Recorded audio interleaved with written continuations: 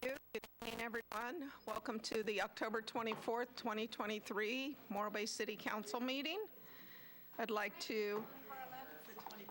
24th. Wrong day and the wrong time. Can you hear me? My mic is on.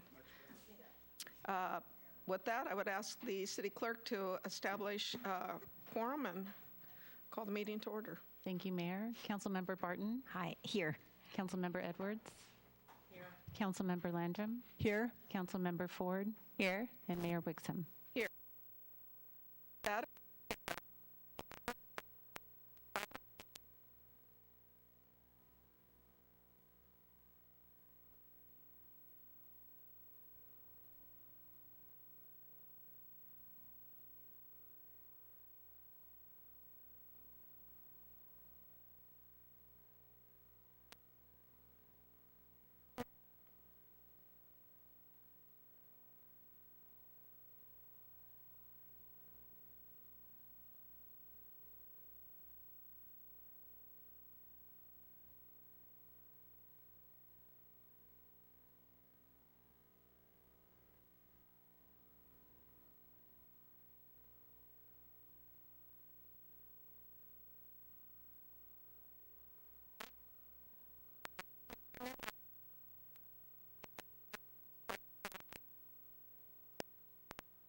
Good evening, Madam Mayor. No closed session items to report, and there was no closed session.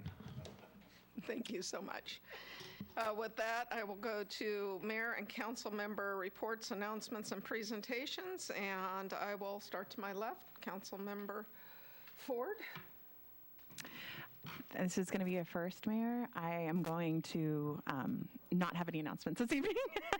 Okay. Making history here. Thank you. Councilmember Edwards. So I just wanted to remind everybody that this Sunday, October 29th, if you live in North Morro Bay between Yerba Buena and San Jacinto, I'm having my first listening session. It's going to be from 1 to 2 p.m.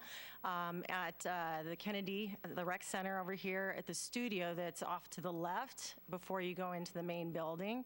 And I'm looking forward to that conversation. I really, really am. And we'll see where that goes from here in terms of my next listening session. I also want to say that Councilmember Landrum and I had our first, what I lovingly call our 3D or our downtown district, design district meeting. And that was on October 18th. Yeah, October 18th. And it was wonderful to meet our advisory committee. And I'm looking forward to the work that we're going to be embarking on. Our first public meeting is scheduled for November 2nd at 5:30. Thank you. Councilmember Barton. I had the pleasure of attending the PWAB meeting last week and was very interested as the subject had to do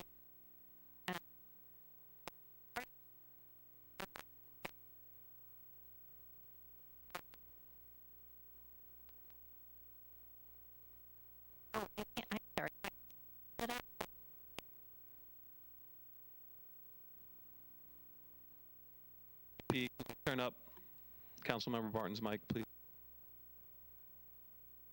Thank you. Oh, okay. I had the pleasure of attending the PWAB meeting last week and was very, very interested to hear the topic, starting to look at the groundwater recharge and the reuse of water and how that will create opportunities for us in the years to come. Councilmember Landrum. I wanted to report that I held my first town hall meeting here on, I don't even remember the date, October 15th, thank you. And the subject was short-term rentals, and we had a great turnout and a great conversation. I got a lot of information that I will be sharing with you all, I'm sure soon. And I wanted to remind people that the next meeting will be on October November 12th at the Community Center Auditorium from 2 to 4, and the subject will be offshore wind.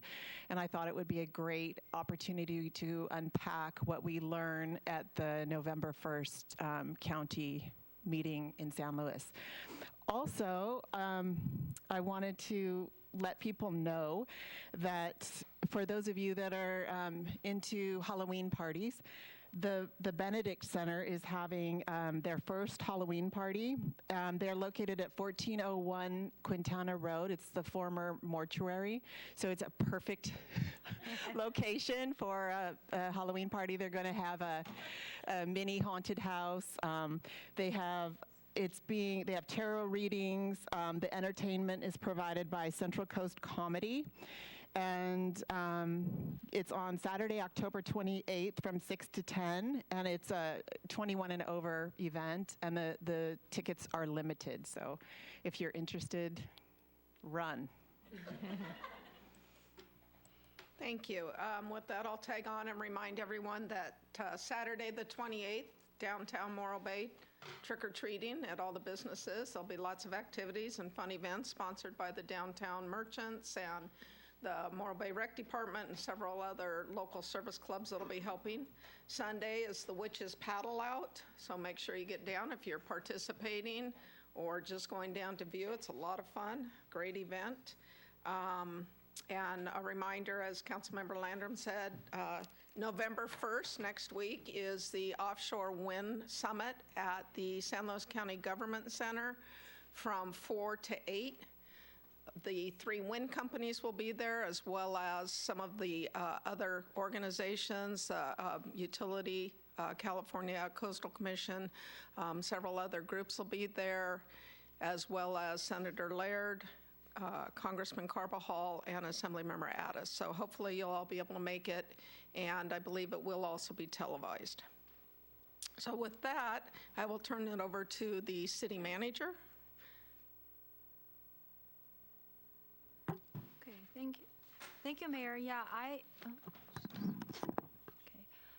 have a few things tonight. Let's start off by introducing a couple new folks to council and in the community. Let's start out with Steve Conway. Steve Conway sit behind me and was able to join us today in person in 3D, and he is our interim Assistant City Manager / Admin Service Director. Steve has over 40 years experience in finance and accounting. He is a certified public accountant. He worked for many cities in the state of California, the last city being the city of Los Gatos. He was a finance director there for 20 over years. So we are fortunate to have him and to join us for even very short period, but I have a long list for him. So please join. Yes, I know how to work my staff, I should say. So so we're very happy to for Steve's arrival, and also I may add that Steve, we in addition to Steve, we also get Mrs. Conway. Mrs. Conway came along. She was so excited about partially part-time join this community. She already found her a job, so she find a position to volunteer at the food bank, San Luis Obispo. So it's a marvelous thing, right? We need to keep her volunteer so we can keep Steve a little longer. Yeah, I don't know, Steve, you wanna say a few words, or it's totally up to you? Thank you, Yvonne. Just happy to be here, happy to help out in any way I can. It's a beautiful community, and I'm just getting to know the community. Got here last night, but I woke up to fog this morning, and I saw this big rock out in the water. I didn't see in the morning coming into work, so it's beautiful, and thank you. Looking forward to working with the staff and the council, of course. All right, well, thank you. And then also, under the Admin Assistant Service Department or the Finance Department, we have Melissa Green. Melissa's there. Okay, please, thank you. Melissa joined us in August. She is a senior admin service analyst. Melissa previously worked for special district in Cambria. And she has excellent skills in presentation, and she already helped me understand our award-winning budget book and give me some details on that. So we are very happy to have Melissa being part of the team. All right, so those are the introductions, and then after that, I wanted to allocate some time, give some of my time to public works director to share some of the recent accomplishments that the maintenance division has been doing out there. Thank you, City Manager Kimball. Good evening, Mayor and City Council. Quick update about maintenance. They've been doing a lot of work in preparation of the storms, in case there's storms this winter. So there has been some clearing of drainage, particularly around the parks, Cloisters and Delmar parks. They've also been around just pressure washing old benches and other facilities in our parks to make them look cleaner and brighter. And they recently built a wall in the Public Works Community Development Building on Shasta. And that wall allowed us to have 2 separate offices to accommodate our new engineer that recently started. And the crews themselves handled this job, which was awesome. It saved the city anywhere between $5,000 and $10,000. So appreciate their work. And they do have some work coming up. They're going to be resurfacing the pickleball courts, resanding the tennis courts, helping the police station with a new floor and repairing a sewer line. And there's just a bunch of stuff here. I won't read them all, but also doing additional storm drain cleaning in preparation for the storms, which hopefully don't come later this winter. That's all. Thank you.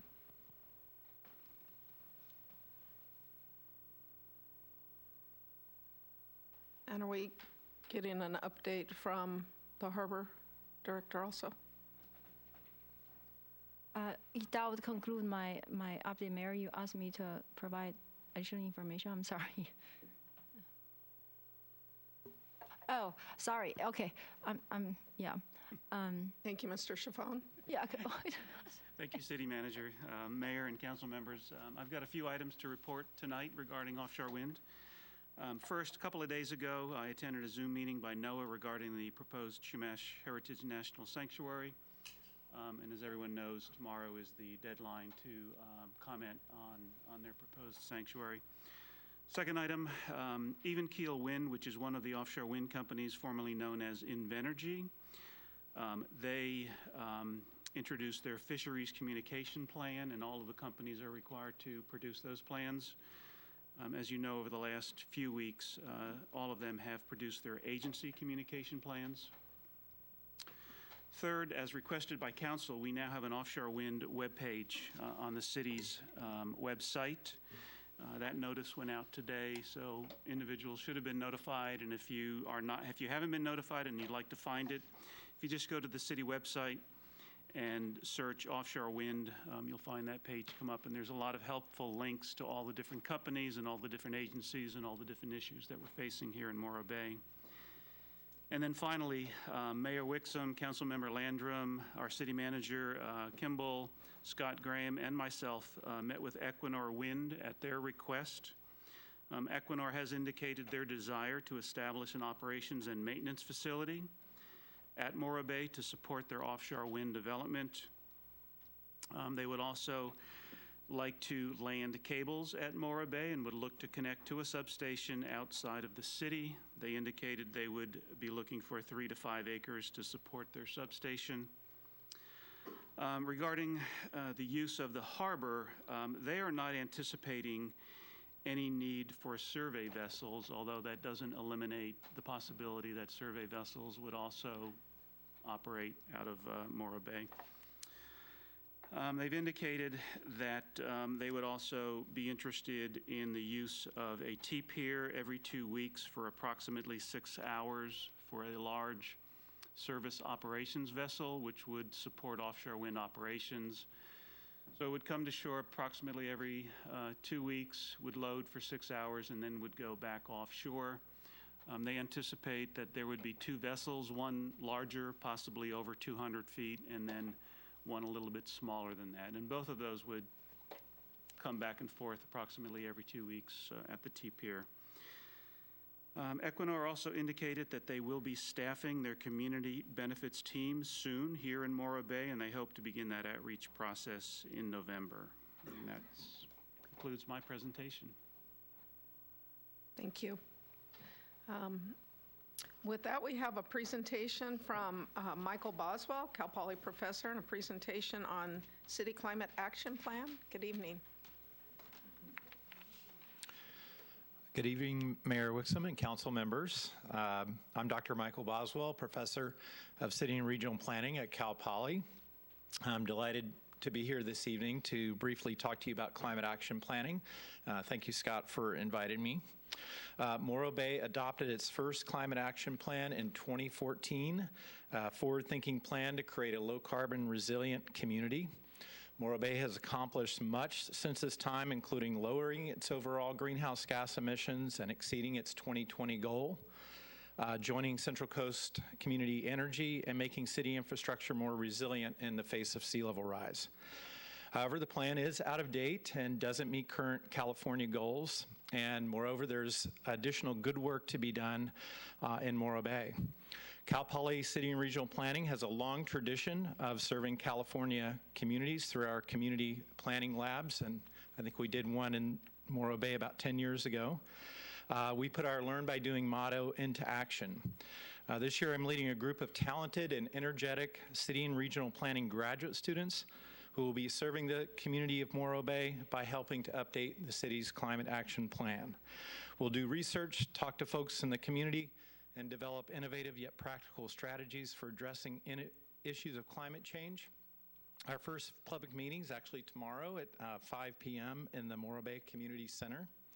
We really look forward to working with you, the city staff, and the Morro Bay community, and I'm happy to answer any questions. Thank you very much. Appreciate that. Thank you. See you tomorrow. Yes, see you tomorrow. Thank you. Thank you.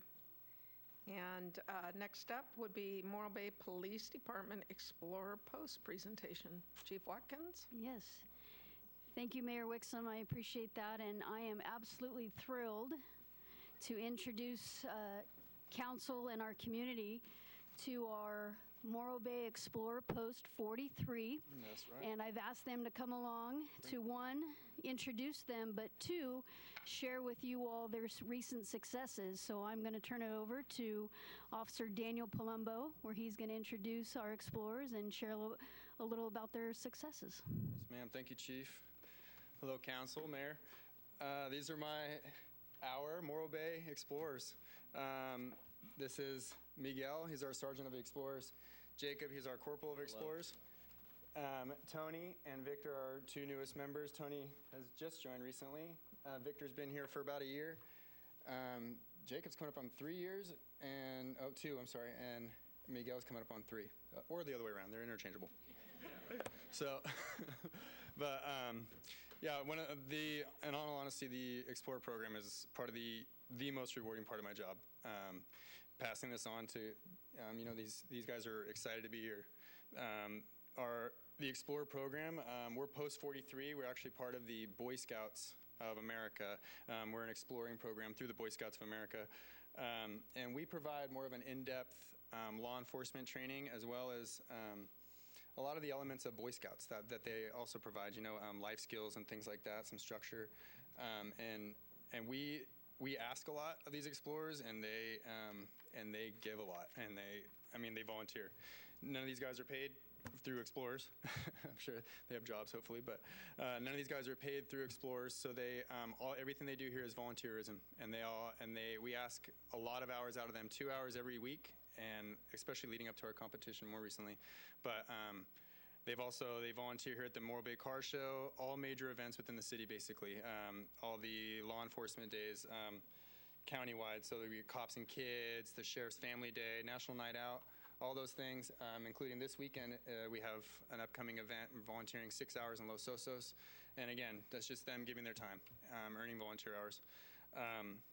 And part of that, one of the big payoffs for our program is our competitions. That's kind of where we prove ourselves and what we're doing, what we're learning here. We competed recently against 12 other agencies, all of them larger than ours. We were the smallest agency there, probably right in comparison with Royal Grande, but the rest was CHP, City of Visalia. We competed against 12 teams, and we actually got 3rd overall. So just to speak to the amount of work that these guys are putting in, 3rd out of 12 for, thank you, well earned.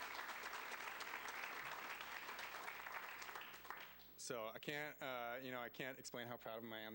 They've come a long way. A lot of the guys started with little interest in police work, or maybe just kind of a passing interest, and have grown and grown in themselves. So, yeah, we're also, anybody who is ever interested in joining, anybody from 14 to 21 who has any interest in being in police work or just in contributing to the community in general, we're taking all applicants to be reviewed. But thank you. Wonderful. Thank you, Daniel. And I just wanted to add something. Hold on, guys, 1 second. I just wanted to add that, they really do. They work hard, and they dedicate a lot of time. And more importantly, this is also an ancillary duty that is, like Daniel said, it's one of the best parts of his job. And we have a couple of advisors. Daniel is one of them. Officer Jason Taw is another one.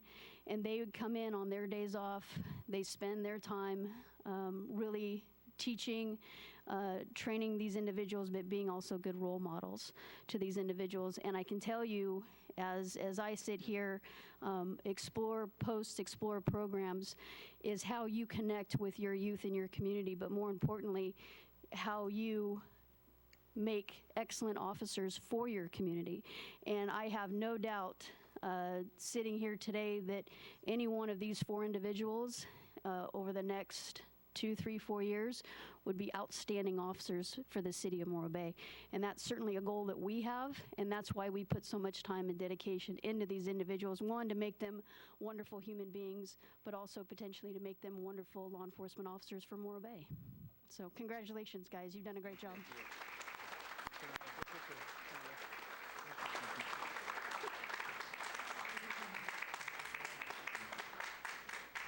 Yeah, hey, look at him trying to sneak into our picture.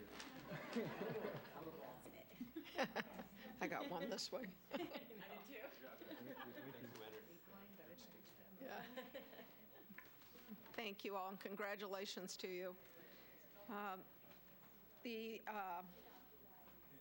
3rd presentation this evening is in the form of a proclamation, and we will be recognizing the cultural, historical, and social contributions of Mary Lou Giannopoulos.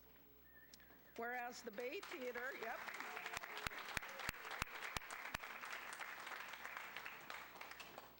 Whereas the Bay Theater was built in 1942 by the U.S. Army Corps of Engineers as a movie theater to entertain soldiers who were training in Morro Bay, and whereas Mary Lou and her husband Jim bought the theater from Ruth and Ted Morris in 1973. And whereas Mary Lou has run the Bay Theater on her own since 1995 with the help of family members Denise and Heather, and whereas Mary Lou has maintained this historical integrity and charm of the building while pursuing efforts to maintain and improve the physical and technical aspects of this landmark. And whereas the Bay Theater boasts a 4.7 star rating on Google, and whereas Mary Lou has given countless local teenagers their first real jobs. Whereas Mary Lou kept the Bay Theater profitable until the start of the pandemic in 2020. And whereas Mary Lou invested $100,000 into the Bay Theater to keep it afloat during the pandemic. And whereas Mary Lou has successfully led the Bay Theater's post-pandemic rebound and is ready to start a new chapter in her life. And whereas Mary Lou's attention to and the investment in the Bay Theater has kept it a usable and viable historic landmark for future generations. And whereas by her stewardship, of the Bay Theater, Mary Lou contributed in a significant way to the social and cultural life of Morro Bay residents, neighbors, and visitors. Now, therefore, be it resolved that the Morro Bay City Council does hereby recognize the cultural, historical, and social contributions of Mary Lou Giannopoulos and commend her achievement for the many years of providing the community a comfortable and attractive theater they can be proud of.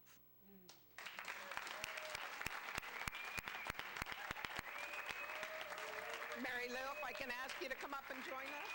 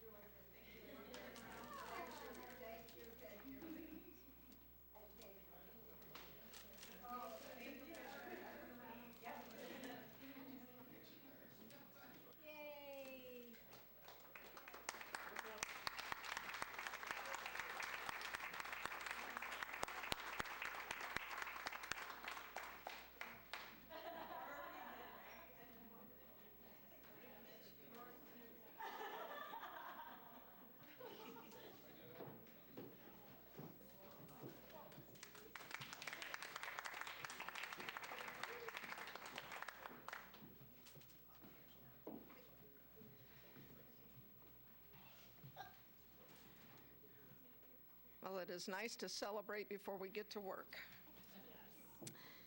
With that, we will move into public comment. I'm going to start with the speaker slips this evening. I have Sharon O'Leary, followed by Linda Winters.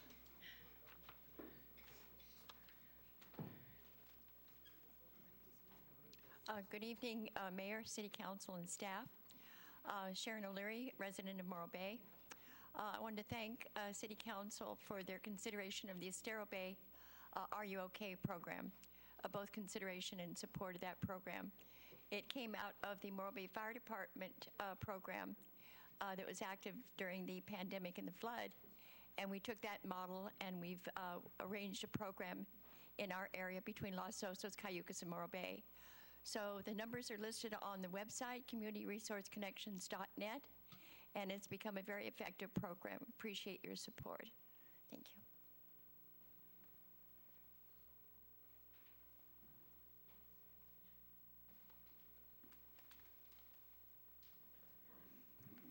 Good evening, Mayor, council members, city staff, police and fire chiefs. My name is Linda Winters, an almost 30-year resident in the same mobile home park in Morro Bay. First off, congratulations, Mary Lou, on your 50-year success. My husband and I started going to the Bay Theater when it cost $3 a person. And a tub of popcorn was also $3 with a free refill. This is very important for people that think of popcorn as a food group. Full entertainment for under $10. Amazing. How could we ever do it? You were an absolute institution. Secondly, this is Breast Cancer Awareness Month, so today I had my annual mammogram. Not that anybody cares, but not to worry, I'm okay, but just to let y'all get your checkup, ladies. Third, y'all know I've been reporting on the progress of Don Addis's bill AB 318 to extend the bill for another 3 years, giving all mobile home park residents additional protection under the MRLPP, which is the Mobile Home Residency Law Protection Program. The governor signed it into law this week. Yay! We've been working on it for a long, long time. And I've been notified by the city attorney that the city will create a letter for all mobile home residents in Morro Bay, starting a dialogue with them to learn about their rights. Thank you, Mr. Newmeyer. Thank you, Ms. Kimball. I appreciate it. I couldn't be happier seeing progress at long last. Well, I better stop now while I'm ahead. See you all on November 14th. But I'm really thinking I should go to that mortuary and see that Halloween. Have a happy and safe Halloween. Thank you very much. Thank you, Linda. Next up is Lindsay Hansen and Ray Reardon, followed by Janice Peters.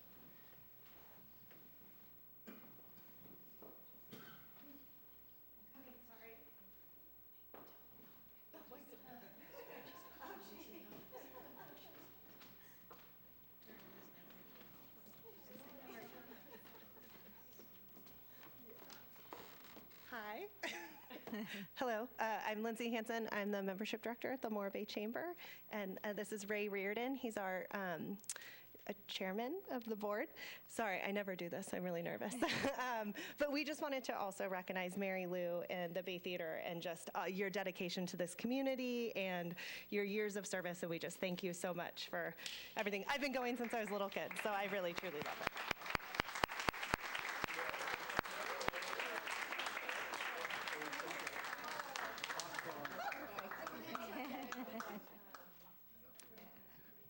And I just wanted to kind of put what 50 years means. Like, you know, we owned our family business for 30 years, and I did this exercise for my business. But in 50 years, you probably hired more than 1,000 students. And I mean, it could be more than that. But at the same time, just trying to do the quick math. You've debuted over 3,000 movies.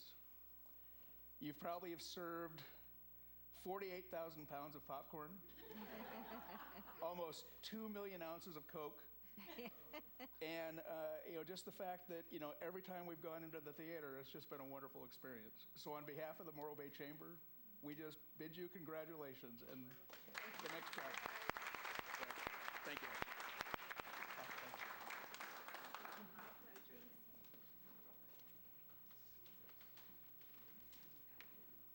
Good evening, I'm Janice Peters, resident of Morro Bay. I have to add one thing too. She's part of the reason I live here. When I was going to move here from Los Angeles, my one requirement in a small town by the ocean was a movie theater. I drove down Morro Bay Boulevard, I saw the Bay Theater, and that was it. Okay, this is the one, so thank you. I'm here because your grant thing is up late tonight, and I may not stay for the end of that, but I did want to just thank you for recognizing By the Sea Productions last year. We have lights now, theater lights, and I do announce the grant that got them for us at every performance, and the audience always applauds, so you're getting a lot of kudos there, and I certainly hope you do go ahead and approve our request for a sound system, which is the next thing we need, so that when a phone rings on stage, you don't hear it from behind you, which is awkward. Anyway, thank you very much for your consideration with that. And while I have another minute, I'm going to say, I have a couple of dogs that I used to walk around the block all the time, and one of them injured her leg, and she can't lift it, so she drags it. And I can't walk around the block because gravel and stuff just hurts her leg. So I've been going to every single park that has grass in Morro Bay. And I have to tell you, the maintenance of those parks is fantastic. And I just want to recognize that. It really is. The grass is beautiful. Everything is clean. It's well maintained. There are some mushrooms growing in City Park. I don't know what kind, but other than that, thank you very much to the Parks Department for that upkeep. It's really important. Thank you. Thank you, Janice. Next up is Chuck Stroll, followed by Aaron Oakes.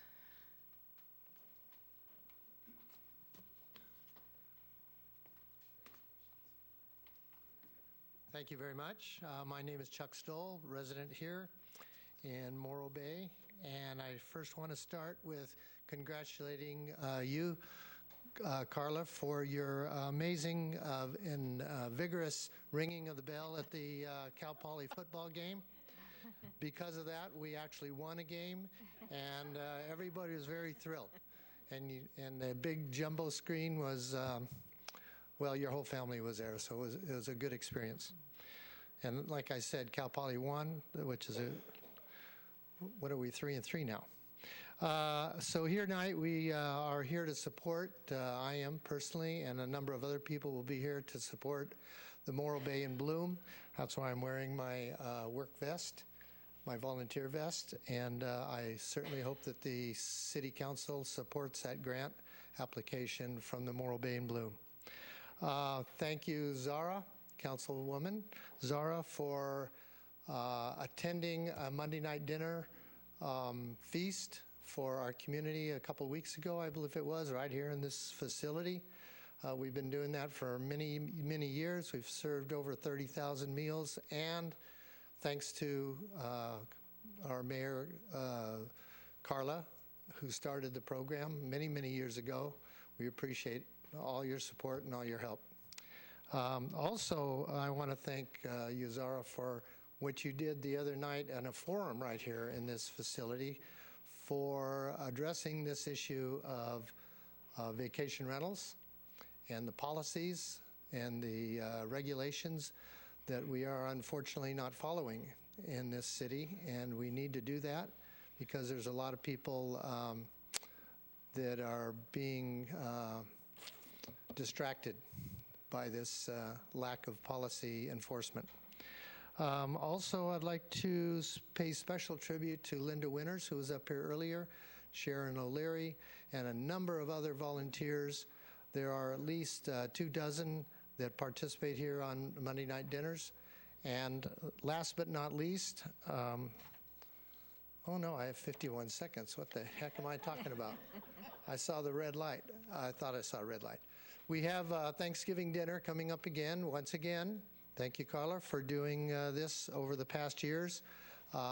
This will be, I don't know, 20-some consecutive years and I tried to put this on an overhead projector, but I was told that they don't do that anymore. So now it's all digital. So I'm just going to show that to the audience. And if you do want to participate in any way, either receive a dinner or prepare the dinner or serve the dinner or talk to Chief Amy Watkins about how you can join the law enforcement and protect us from all of the, well, protect us. But anyway, so call the Senior Center at 772-4421 if you're interested in any of that. So I do appreciate it, and thank you very much.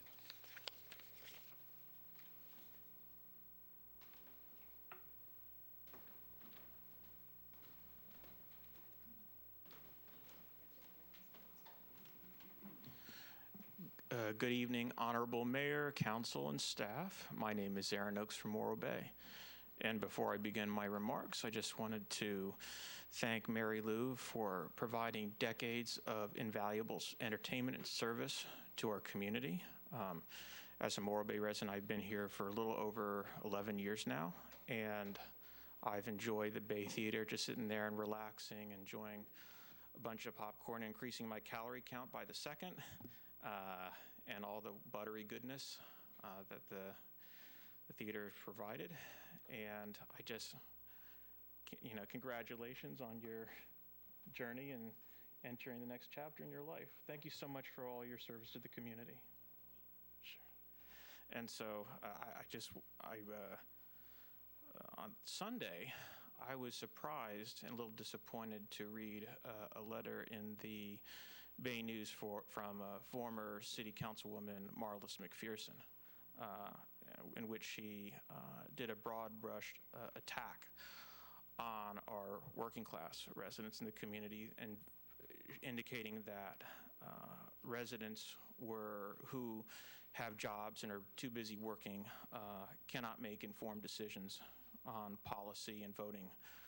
I thought her letter was deeply inappropriate and counterproductive to the productive conversations that a lot of residents want to have regarding the alternatives to the proposed and controversial battery energy storage system.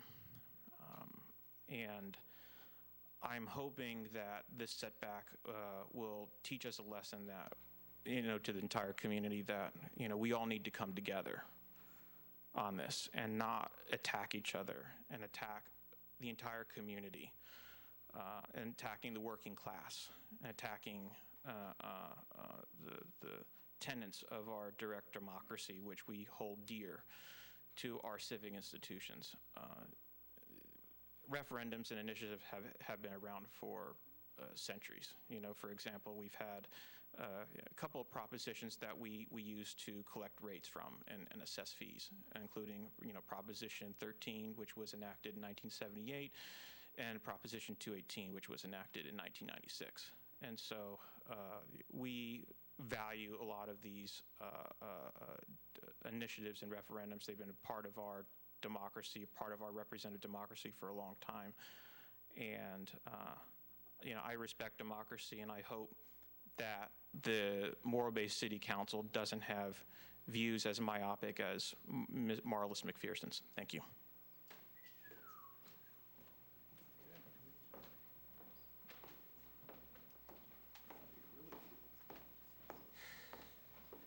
Good evening, friends and neighbors. My name is Kiernan Cottle.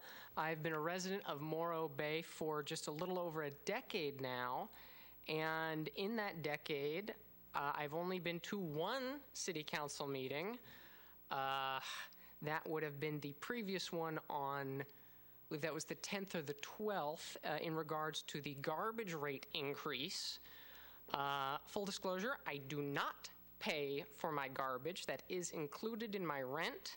However, I believe as a responsible citizen, I had a duty to, come here, bear witness to that process, and potentially share my viewpoint if I felt that that was required. I did not, for the most part.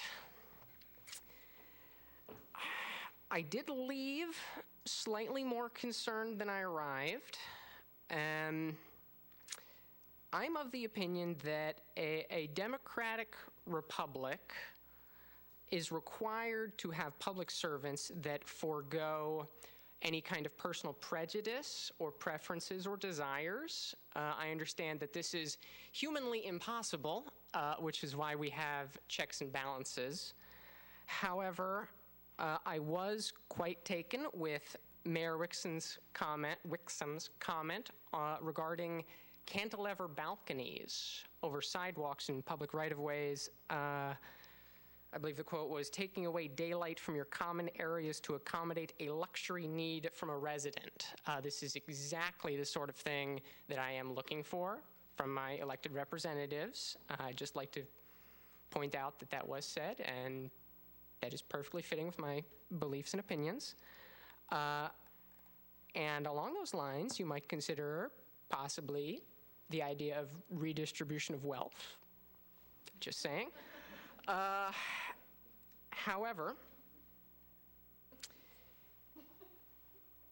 the meeting began with a good gesture that was not gone through with the proper procedure or neutrality. Specifically, that being the moment of silence for those lost in the Middle East. We did have another moment of silence as that conflict is still ongoing. And the mistake that was made previously was not repeated. That mistake being the decision to lump our community on the side of Israel in this conflict. I have my own opinions, which I will do my best to refrain from sharing. However, I do believe it is important to recognize that not all members of our community are on the same side. Thank you. You are very welcome. Have a nice evening.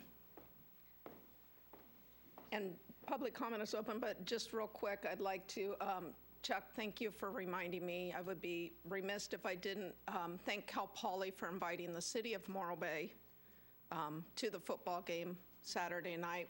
Morro Bay filled 2 sections of the bleachers there, so thank you for reminding that. Public comment is open for items not on the agenda.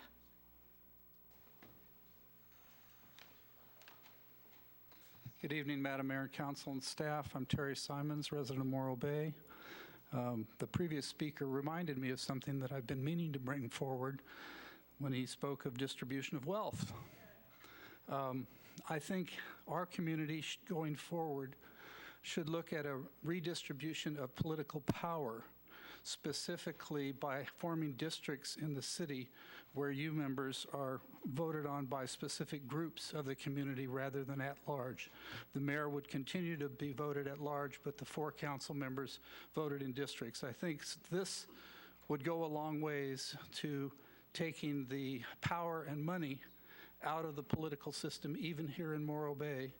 And I'm going to be working this coming year on trying to bring forward some action in that direction. Thank you.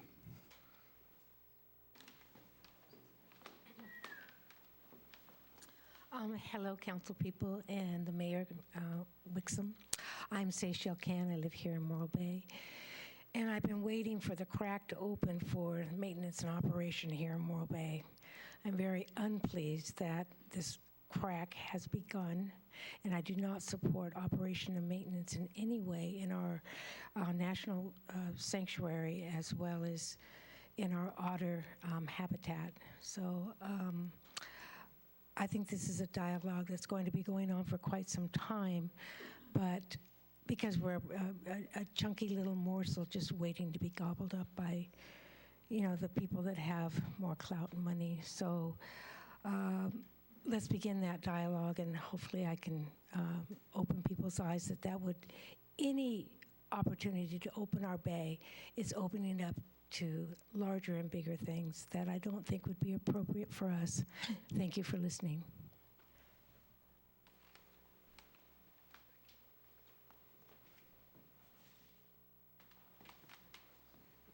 Is there a way to email you guys videos in advance and get them all ready for you at tech? This is just a little one. This is 2 old batteries from a drill. I think they're gonna be 9 million, so this is so small. When they hit, they just burn and burn and burn from just about anything. I don't know if you can see that. So, while doing this and talking to people from Moss Landing, firefighters, and the security team at our current power plant, it's amazing how much information's out there. But I was going to talk about something. 3 countries today responded to our U.S. Protection ships with attacks: Iran, Iraq, and Yemen. The attack occurred on Israel first on their calendar on the 22nd. The deal here happened on 22/22, and in 1941, on the 22nd of December, that's when they attacked Avila Bay as well. And 9/11 was also 22 years ago. So what they attacked on Israel was a 7x7 thing that they call the holiest of holies. And in Israel, there's 2 big, there's the Sabbath on the 7th, and there's the 9th, which represents a pregnant mother or the truth or a baby. And for whatever reason, the date here out of over 29,000 days happens to be the 9/9 thing. So I'm really concerned that it could be a 9/9/22/22, like 9/11, and I just want to make sure it doesn't happen here. There's a museum thing here in town about this submarine on the 22nd here as well. I don't know if you can see any of this stuff, but this is hanging up in the museum here. But I was just really wondering about how we could vet these people since they're attacking in this exact same pattern. I mean, it's so much of an outlier, it has to be vetted. So who and why would they even do it right before Christmas, when the star supposedly happened for the people of that religion? How can we find out the Vista Stream that sent you the documents, what dates you guys chose, what dates they chose? Because I think the other dates are also December 7th, Pearl Harbor date, Business Day adjacent to 9/11, and Memorial Day. And those 4 dates are what? So I just want to find out who's picking the dates and how to get that to Homeland Security and be protected, because this is, really scary for a lot of people. So is there a way to get dates on who's picking the dates? I can have someone get a hold of you after the meeting. Thank you.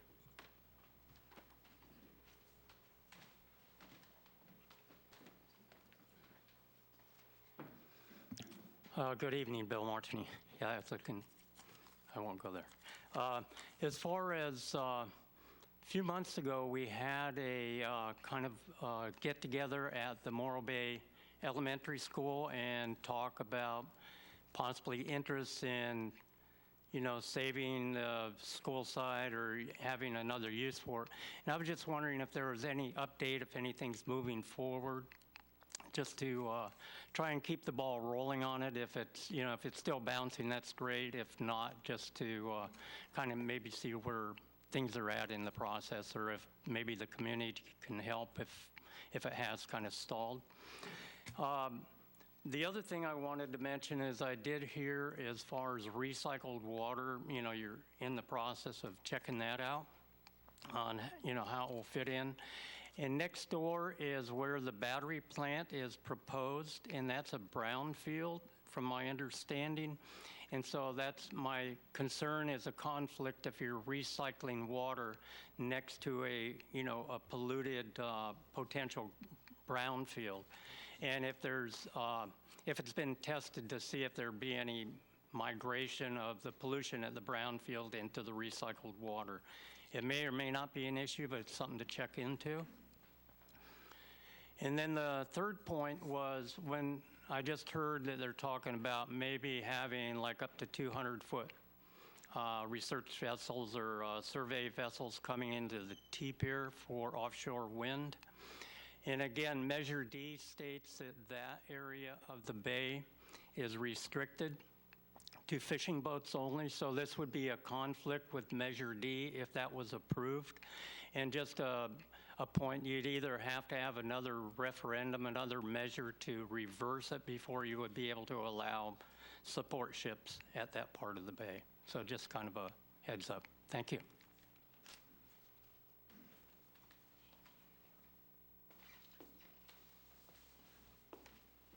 Hello, my name is Dawn Feuerberg, and thanks for allowing us to speak, and to the mayor and the city council and the city. And after hearing all the comment that everybody's making, it's such important issues that everybody's bringing up that I support about the climate change and boats coming into the harbor, but I feel like my concern is so little compared to all these really major issues. But I've been living in Morro Bay for 23 years, raised my children here, very grateful for this community.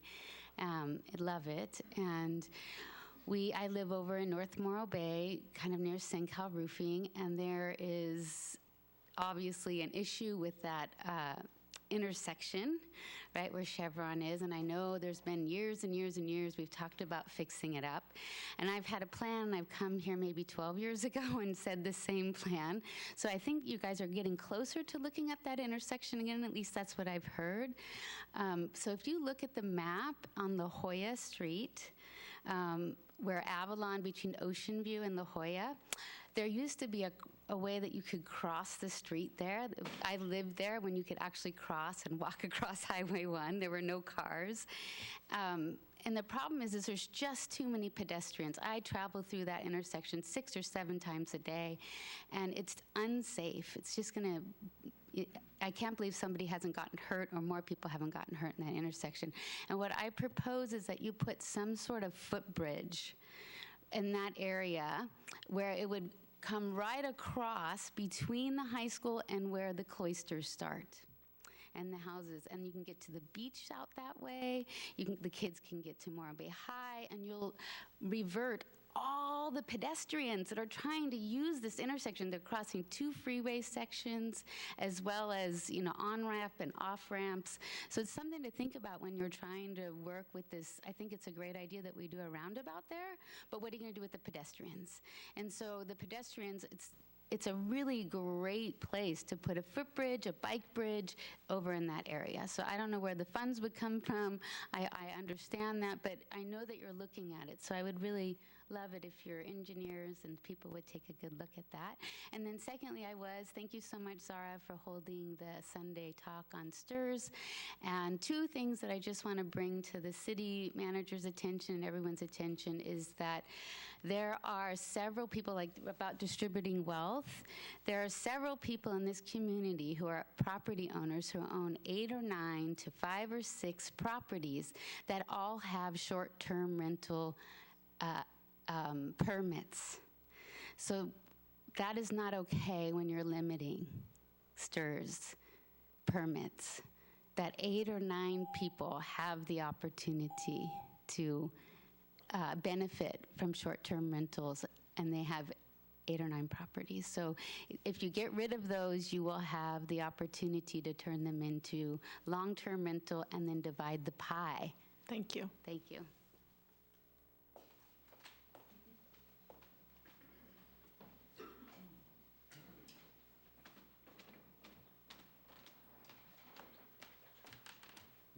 Richard Sadowski, citizen, Morro Bay. I just wanted to follow up on the Professor Boswell's talk on the climate action plan agenda that we're going to have next or tomorrow. And he kind of mentioned that later on today you're going to be discussing about getting grants, and our project is one of those. MBEAM project is one of those being discussed. And I just wanted to kind of follow up with working with the College Corps program in Cal Poly.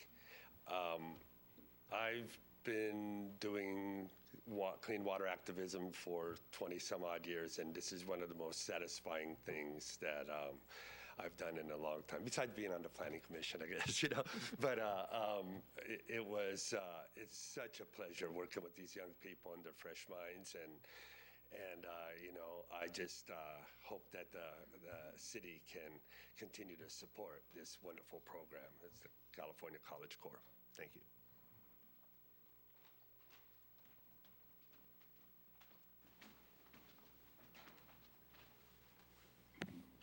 Good evening, Mayor, City Council. My name is Linda Donnelly, live in Morro Bay.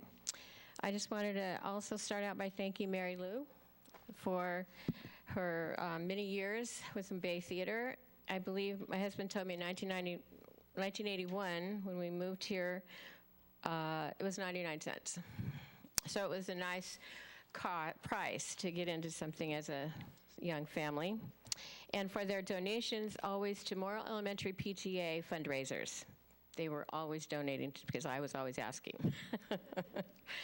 Okay, so I didn't know that I'd be back so soon after I spoke about the trash Prop 218 at the last City Council meeting, I believe. They all blur together. So today I noticed that the City Public Works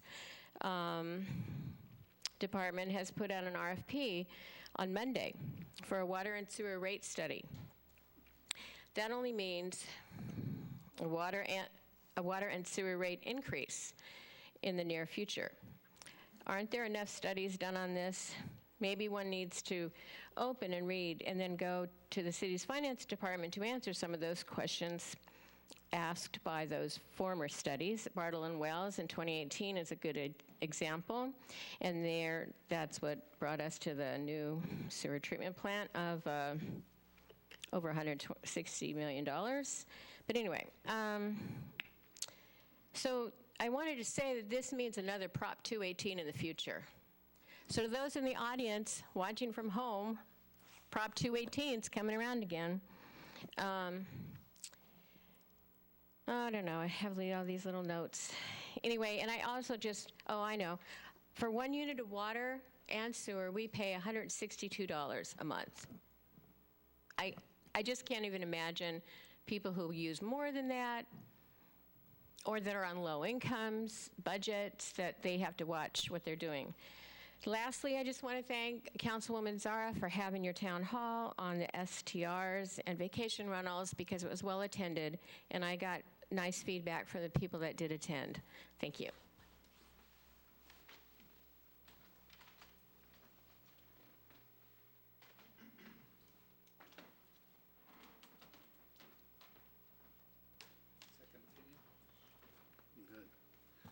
double team tonight. Paul Donnelly, resident of Morro Bay. Good evening, Mayor, Council. Last council meeting, I spoke about the climate action plan, but Professor Boswell took off already. But I'd mentioned that for about almost 3 years, we did heavy construction for the wastewater treatment plant up on Teresa Drive and all the pipelines getting there. So there was a great deal of emissions, and I'm sure exceeded our target of reduction in emissions. You could probably equate what was used by the amount of fuel they consumed. And I'm sure the city should have records of what gasoline and diesel that was consumed during that time. The other thing I brought up, and what should be considered in this climate action plan, is the congestion we have on busy weekends down at the Barcadero. One of the things from the 2014 climate action plan, it says the largest contributor of emissions is transportation. So when all those cars are sitting there out at the Rock trying to get out of there for 45 minutes, they're idling and causing emissions, and I don't know how you're going to reduce that. But these are things that should be considered for tomorrow's climate action plan. Thank you.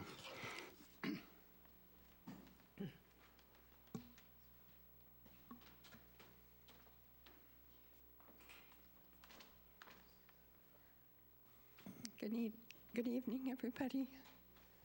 And let me extend my thanks to you, to Mary Lou. I have to say, when I found out you owned the theater many years ago, the best day of my life, I think, was finding out your name was Mary Lou. I just thought, I live in a perfect world. And I think we should play that song for you annually, but not on, what is it, September 22nd? Or 9/11. Anyway, it's great. And then we brought up some stuff about the wind farm, and I have some concerns that I haven't heard anybody address. I mean, there has been talks and a movie. I hope people saw the movie that was showed Sunday at the community center that depicted all the whale deaths that have occurred on the East Coast because they're ahead of us in the development of the wind farm fiasco. And, but people keep saying, oh, that hasn't been proved and all that stuff. But this is what I wanted to bring up. We have rats in Morro Bay. It's a perfect climate. My area of town it's called the Banana Belt. And there's a lot of fruit growing on the trees. The rats are in heaven. And I've done everything I can to do my part. I've stopped composting. I send my compost off so they never get a chance to eat all the worms that I was growing in my compost. And, you know, I'm making all kinds of sacrifices to help out with the rats. The most effective thing I found to date to send the rats packing has been plugging in electronic devices that make a vibration. And, you know, do we want to subject our precious, you know, sea life to that same sort of scenario that if you didn't see that movie, you have to get it on online and watch it. It's a great documentary, and you'll get the picture. It's called Thrown to the Wind. So thank you.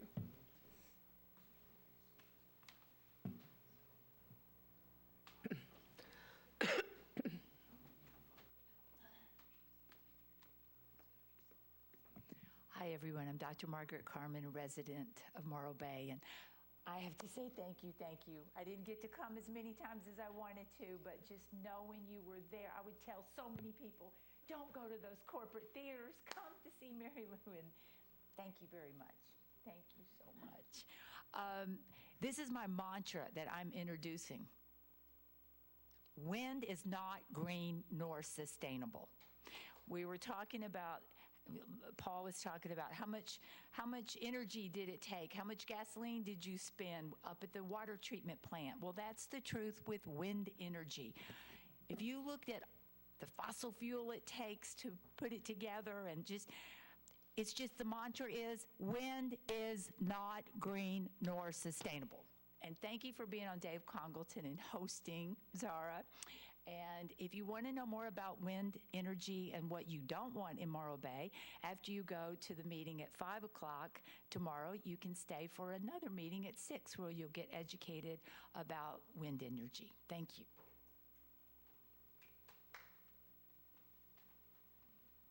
Anyone else for public comment?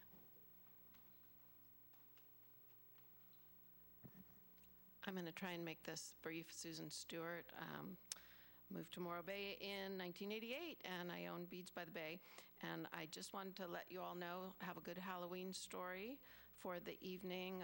The Historical Society had their meeting on Sunday, and for those of you who didn't attend, it was a reenactment of the coroner's inquest into a headless, handless body that our city founder, true story, Franklin Riley, found on the beach near his house. So they reenacted this whole inquiry of this headless, handless body, and the result was death by suicide. So if you were at the meeting, you would understand how this could possibly have happened. So there's a pitch to join the Historical Society. Also, about 2 weeks after this body was found, there was a head found up in Cambria, which was not part of this body. We don't know a whole lot about that head, but stay tuned. Also, wanted to mention too with Mary Lou, one of the things I most appreciate at this point, aside from all the years of going to those movies with my kids, is that she made sure that the theater was sold to somebody who wants to keep it a local community theater. So thank you, Mary Lou, for that integrity, for the lower cost tickets and popcorn all those years. We really appreciate you. Thank you.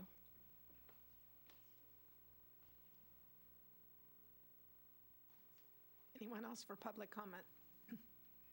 AGP.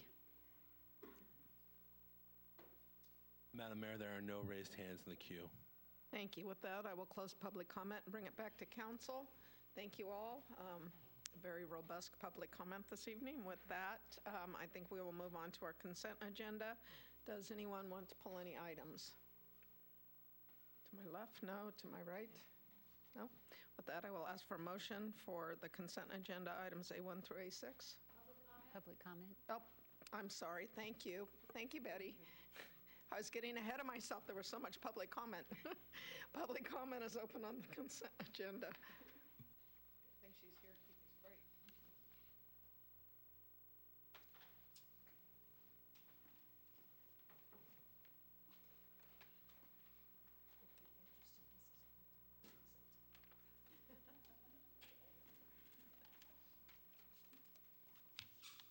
Thank you. Mostly just informational. There's a lot of items that were listed on item A3, which was about the budget and closing it out at the end of the year. But 47 items were listed that are carryovers. And I was just wondering if you could inform us, the public, about some of those. And I hope that you were able to see some of those ahead of time, particularly about that we're buying at least 4, if not 5 new vehicles, that we're continuing with the ADA upgrade and access, which has been going on for over a decade, and I'm wondering why that hasn't come to a conclusion yet. And the idea about putting money into the EV stations, is that money that's passed through, or is the city actually putting in EV stations? And the idea, well, we know that there's a lot of bills still left on the sewer plant, and maybe, as was said earlier, we're coming back to a Prop 218 vote, and that's why those bills are still hanging out there. So just a few answers. Thanks.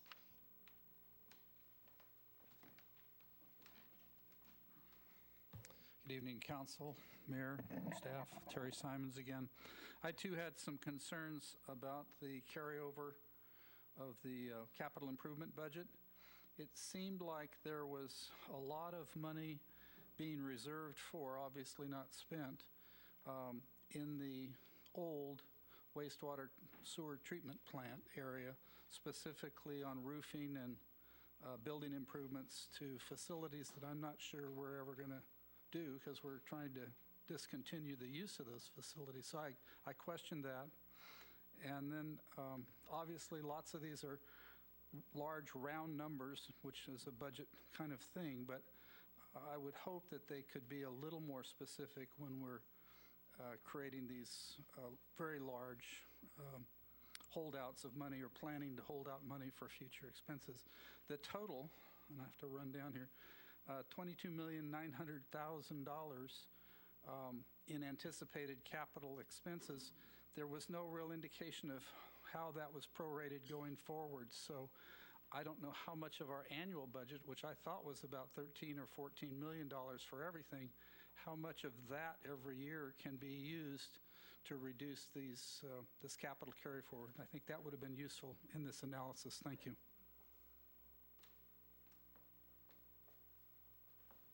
Anyone else for public comment on the consent agenda? AGP? Madam Mayor, there are no raised hands in the queue. Thank you. With that, I will close consent agenda public comment. Mr. Kwolek, ADA upgrade, EV stations, and sewer carryover? Sure. Thank you for the question, Mayor. I'll just say broadly that the city has a lot of capital projects. We have a lot of deferred maintenance around town. The ADA that I'm seeing in our budget that's being carried forward has to do with Lila Kaiser Park, and so we try to incorporate ADA improvements to any capital project that is related to pathways for the public. We do have a couple of EV charging station projects along the Embarcadero going in. That work wouldn't be done by city staff. I believe that was the question. And there was one other. Carryover from the sewer. From the sewer carryover. Yeah, no, thank you for reminding me of that. So the building improvements down, I think where Mr. Simons is referring to, are actually the RO building. And the RO building is a critical facility that is not going away anytime soon. Indeed, when state water is down, that is the facility that treats Morro Bay's groundwater to become drinking water. Thank you. Oh, the vehicles, the cars, sorry. Thank you. So let's remember that these were carried forward from June 30 to July 1st, right? So that was a few months ago. I believe this may be a few vehicles around the city. The two that I'm aware of in Public Works were already purchased. We already have them. I'll also note, I did see an email come in for public comment that asked about the speed survey. You know, if that project was done already, why are we still carrying forward money?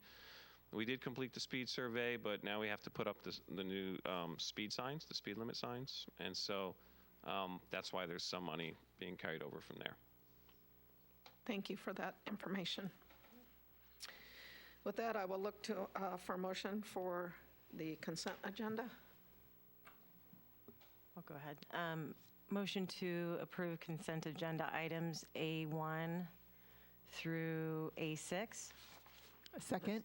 Well, thank you. Voice vote. All in favor? Aye. Motion carries. 5-0. Item C1, City Manager.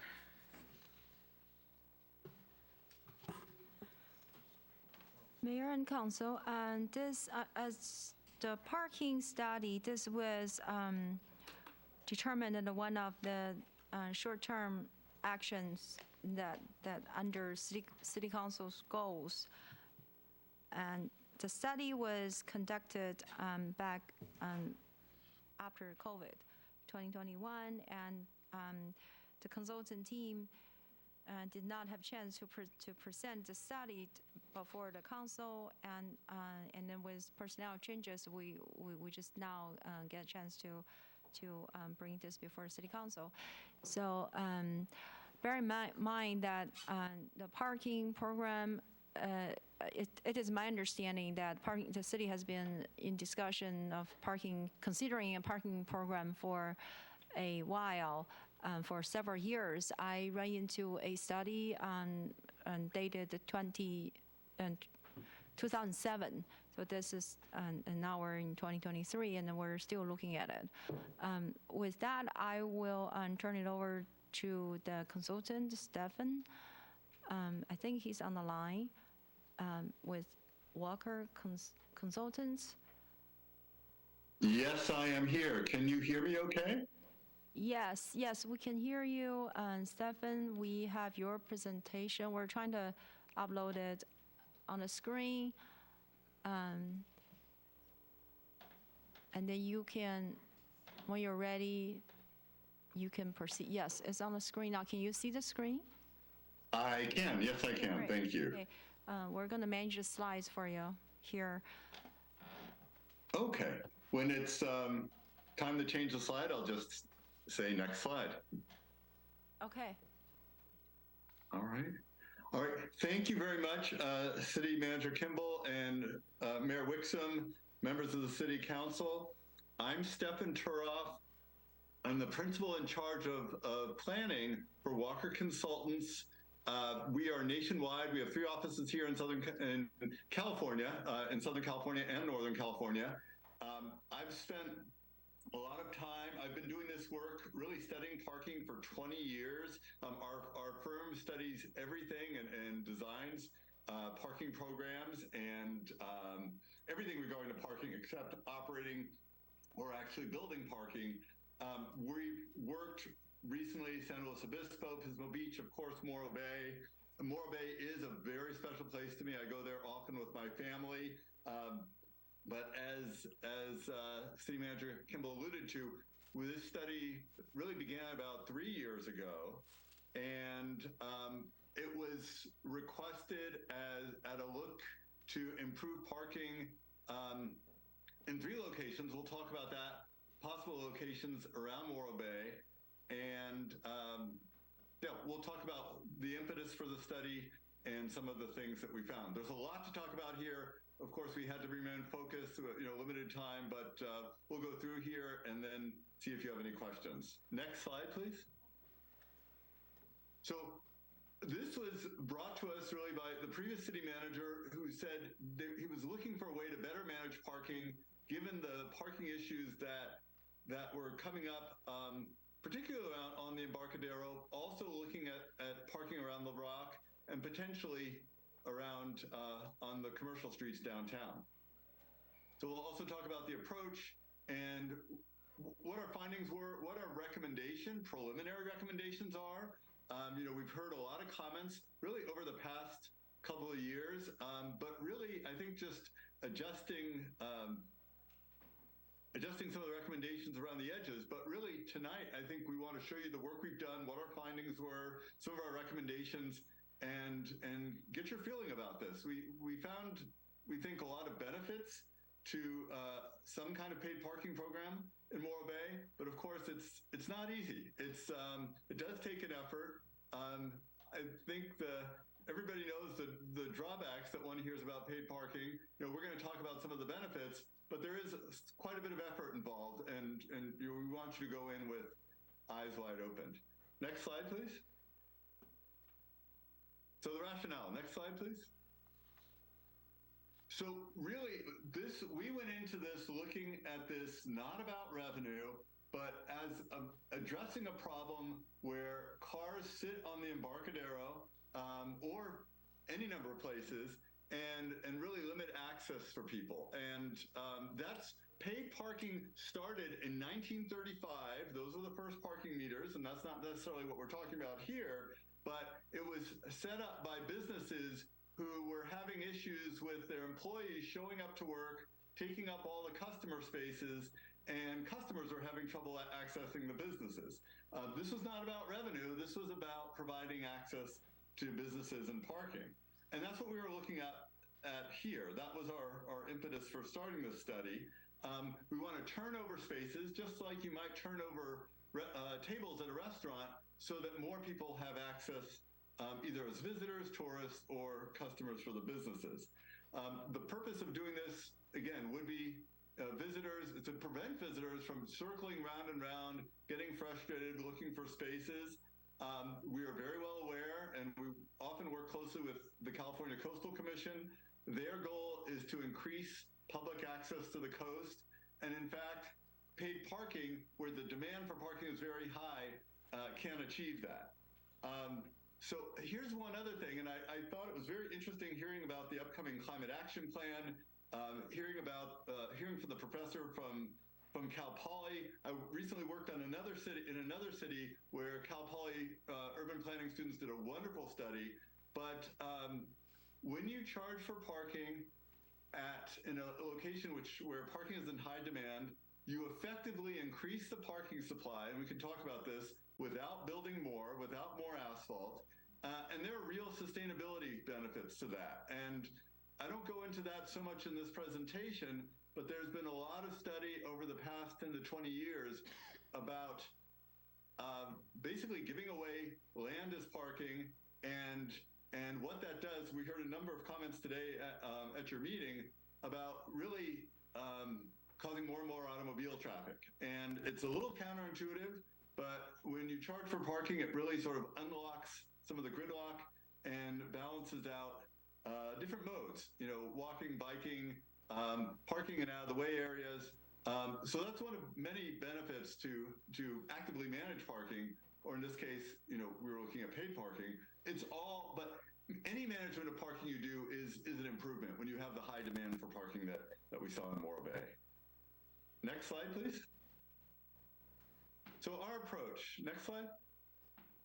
Thank you. So I've been talking about the Embarcadero, but really we went into this looking at three areas. The Embarcadero, downtown, which the more often that I come to Morro Bay, I enjoy sort of the quiet, off the beaten path, some of the smaller businesses. I have yet to go to the movie theater, but that area we also studied. And then, of course, parking around the Rock. So we looked at all of these, and in the Embarcadero, we looked during busy season, off season.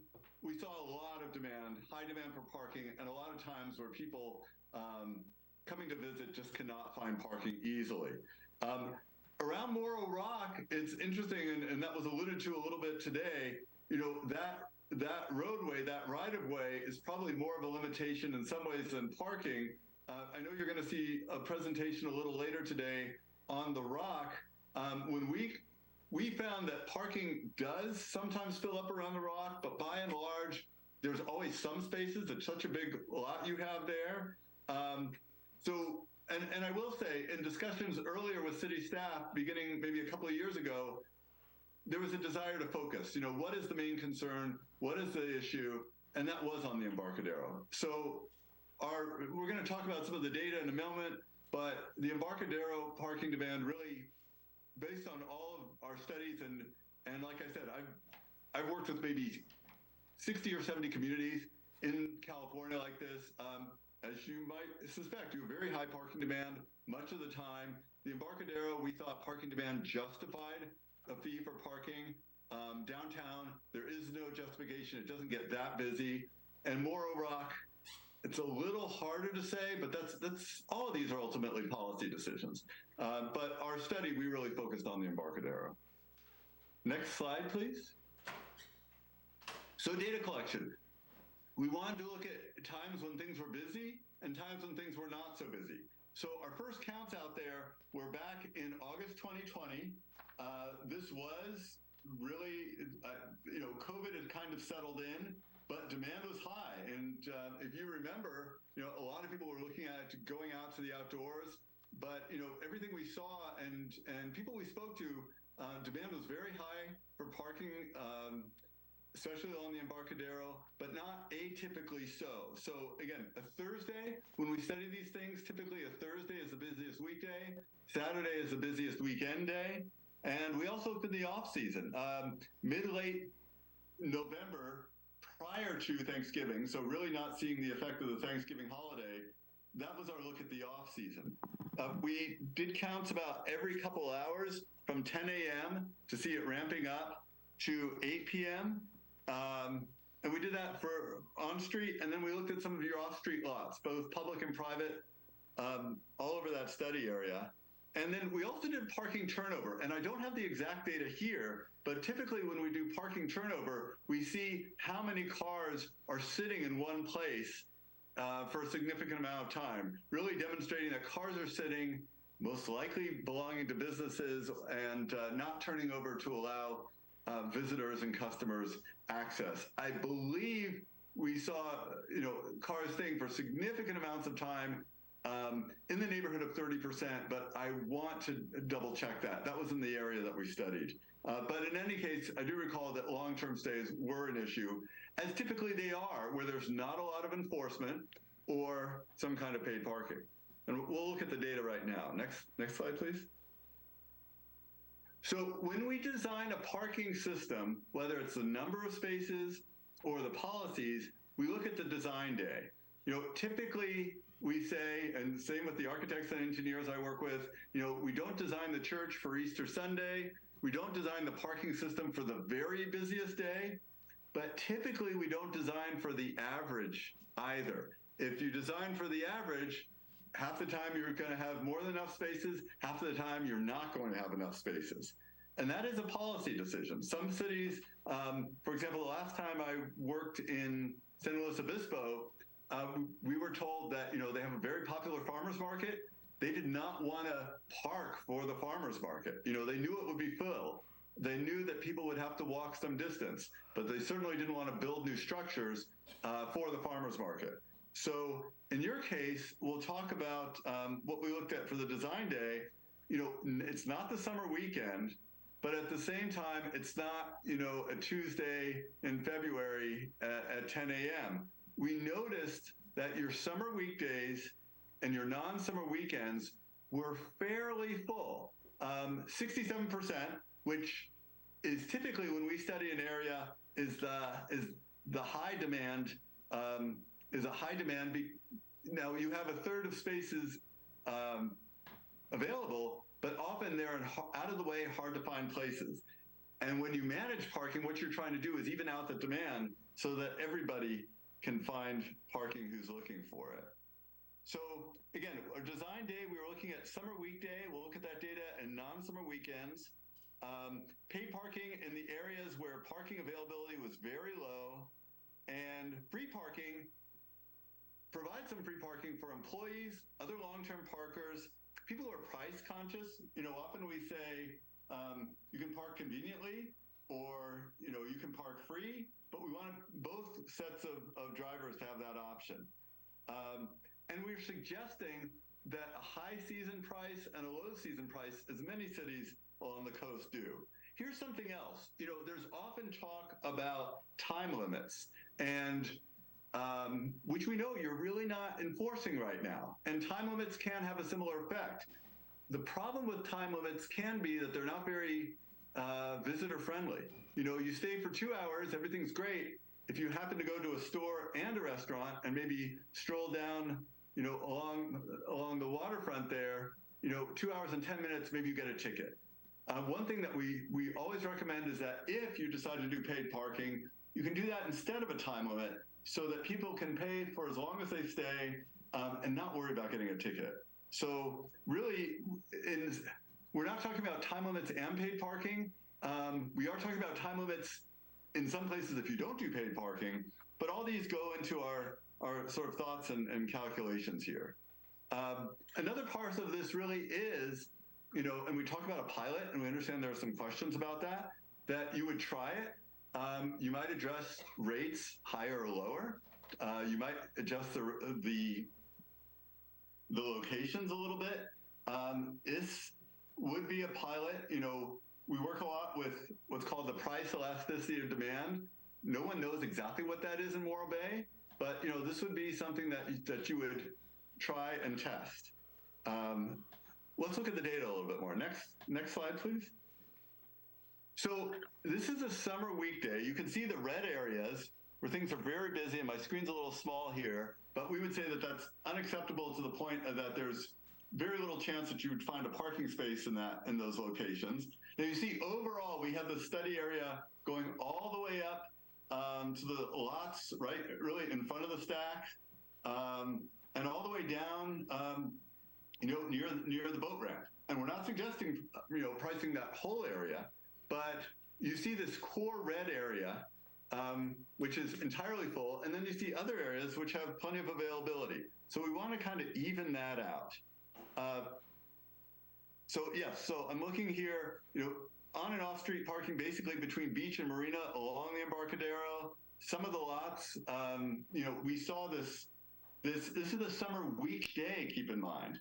So we thought, okay, you have this concentration of area where it's really hard to find parking. We want to pay attention to that. Now, the other thing we found out is if we say summer weekdays, which are say 12 times 5 or 14 times 5, that's quite a few days, but again, that's summer weekday. Could you show the next slide, please?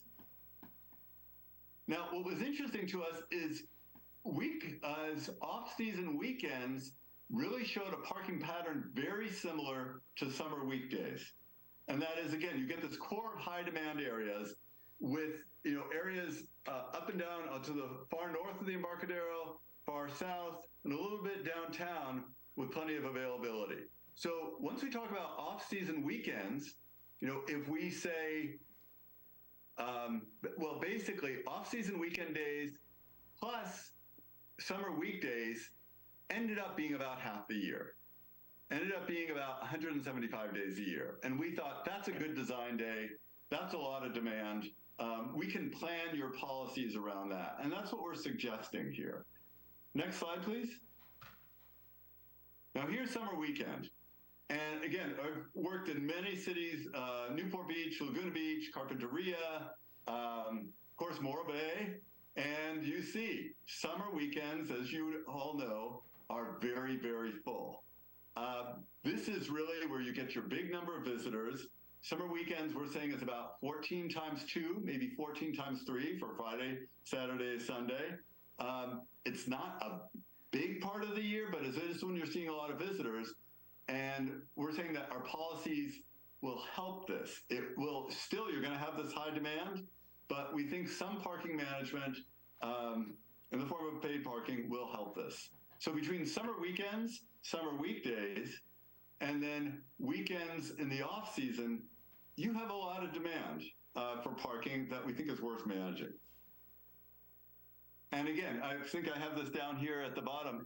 The downtown neighborhood, it's lovely, but just not experiencing the parking demand or requiring the type of parking management that we saw along the Embarcadero. Next slide, please. Now this is off-season weekday. This is those, well, in this case, this was weekdays in mid-November. You see plenty of green. There is not a parking issue here. We can talk about how we manage that, but this represents, a little less than half the year, and we're saying, if you did have a paid parking program, either you would charge a nominal amount or maybe not charge at all. And we can talk about that. There's policy and operational decisions that go into that. But I just wanted you to be, let you know that we know that you do have some days where it's not very busy. I'm not sure if I included the rock data in here. Could you go to the next slide, please? Okay, we didn't. I mean, the rock, as you would expect, it's those summer weekends which have the high demand. We were surprised. There are a lot of spaces at the rock. They didn't always fill. And when they don't always fill, that can be a more difficult conversation to have with Coastal Commission. But I think the main reason that the Rock and the Embarcadero, one is commercial, one is not. We really focused on the Embarcadero. I think the Rock is possibly worth a conversation, but we thought Embarcadero was more urgent in terms of a need for parking management. Next slide, please.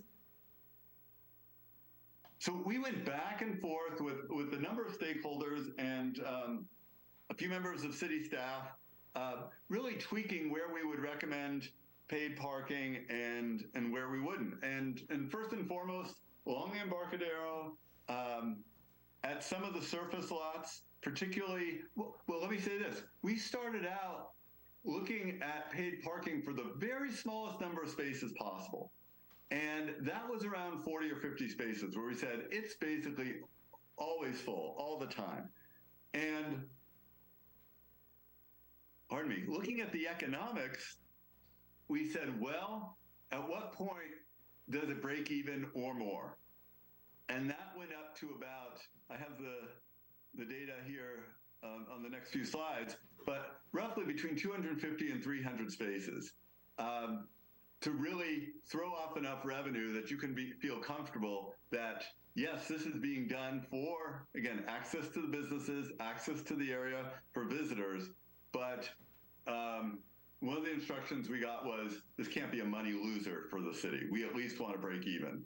And there have been a few cities in the area that tried implementation of paid parking.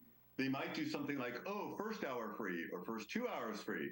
And pretty soon you're losing revenue. So we really wanted to look at this in a fiscally responsible fashion.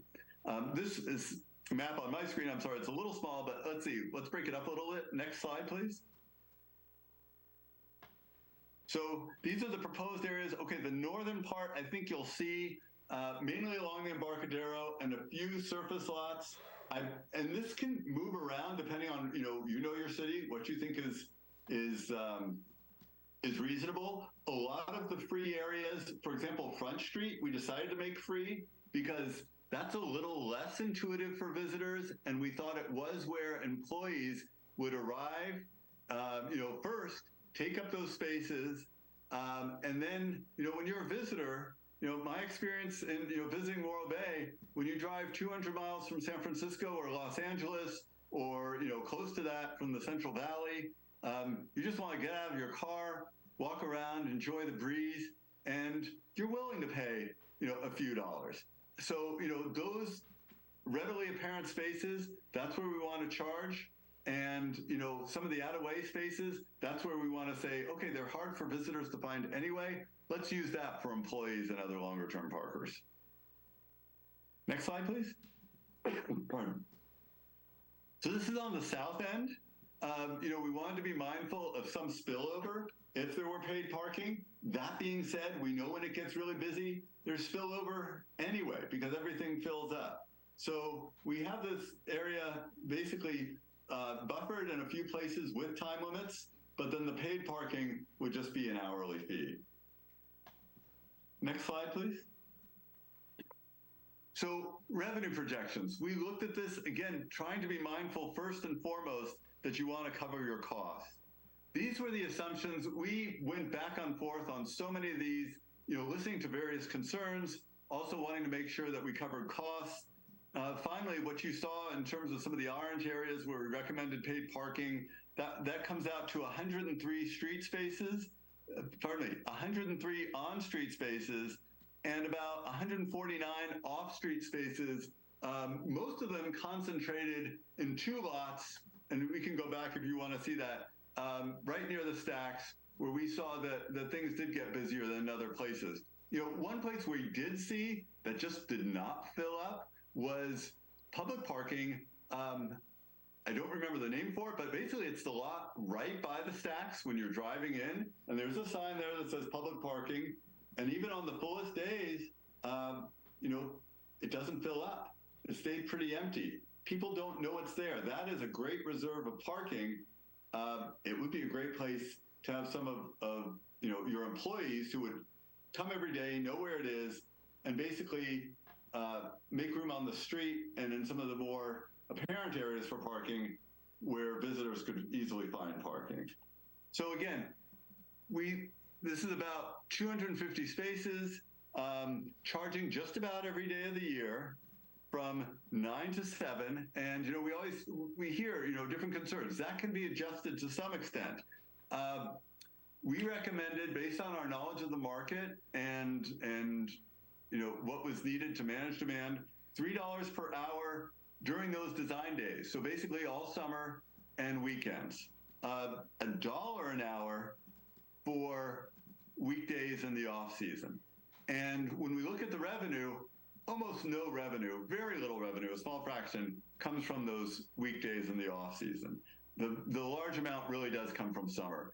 And, you know, one place we've worked in Pismo Beach, they generate an awful lot of revenue from parking. We know that they're closer to the freeway. That is likely an advantage. It's also not. In some ways, it's a little bit of a different market. But I believe, and I need to check on this, they do not have time limits for their paid parking.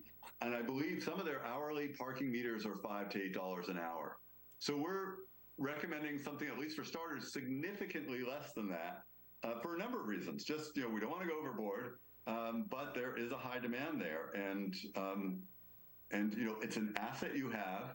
We always say parking is real estate. Parking is part of the transportation system. It needs to be managed. And to the extent that it can throw off revenue to pay for that management, that we think that's a good thing. Our revenue projections were gross revenue once you at stabilization of $500,000 to $600,000 annually. Now, again, we have a whole financial group that looks at this, you know, and we hear concerns. You know, this would not happen in year one, but we do project a break even in year two, which is very good for most cities. And we know there are concerns about that, about covering revenue, and then net revenue projections annually after you cover your costs. And, you know, we were very careful, I think, on the labor side, on the hardware side. Annual revenue, we said about $150,000 to $200,000. Now, there's all sorts of moving pieces to this. You know, we anticipated hiring staff. That's included in that net revenue. Pretty, you know, quite, we said 2 full-time and 1 part-time person to run the parking program. You may not need all that. Some cities outsource some of that. You know, I think we tried to think of every contingency and on the revenue side and on the cost side, but basically we see that this could be done in a revenue positive manner. Next slide, please. So in conclusion, I mean, you'll hear, you know, this is ultimately a policy decision that takes into account a number of priorities that you would need to set. But one thing I want to emphasize, as you would expect, you know, in our experience, this is not simple or easy. City staff, I think there are a number of decisions to make, but city staff implementation and oversight are necessary. Even if you outsource something, you need somebody to, you know, manage and look at that contract and those people that you're having, you know, do the work for you.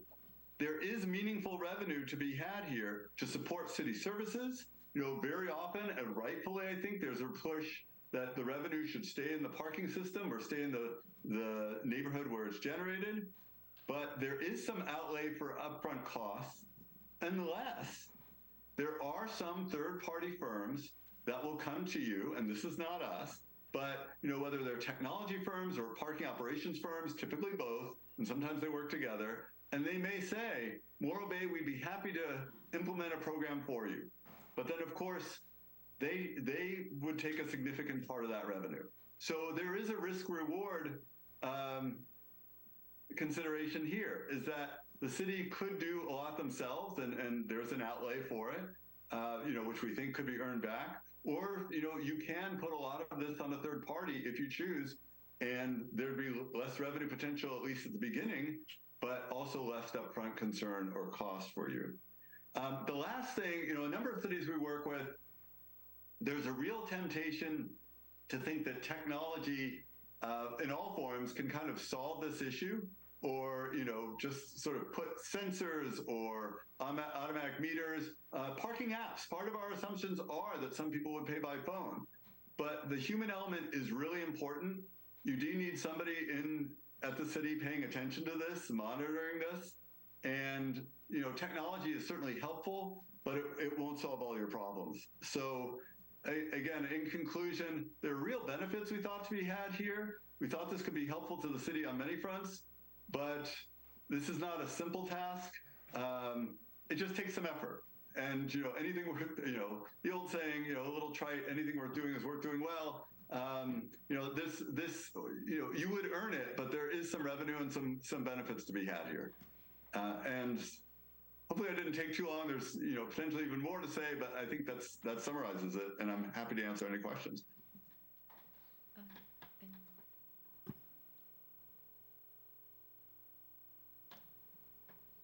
This is us, right? Okay. Thank you, Stephen and Mary. If Mayor and Council, if it's a good time, I'd like to introduce the second part of our presentation, which I'm going to introduce the police chief for this portion, and then after followed by police chief presentation. All the department heads are here, and then if you have any question, focus on this second part of the presentation, then we are here to answer as best as we can. Stephen, again, to give a background on our portion of the rock portion of the presentation, Stephen, the Walker consultant, their focus are broader, and then the exec team discussed that several times, and then our thoughts was that, well, it's very broad, but in addition to all that, the Morro Rock area, we have some safety concerns, some more rather than it's not just a revenue, but there's some other more critical needs out there.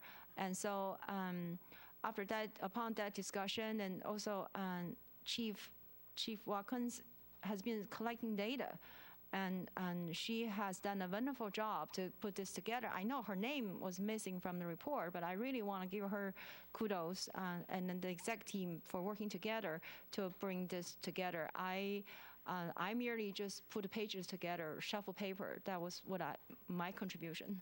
With that, I'm going to hand this over to Chief Watkins. Thank you. I appreciate that. So one of the things that I just wanted to highlight, certainly for council, was some of the areas that staff has identified, specifically at the Morro Rock parking lot area. And I think we've been in discussion about this for quite a few years, regarding, certainly during COVID, the issues we were having with congestion at the Rock.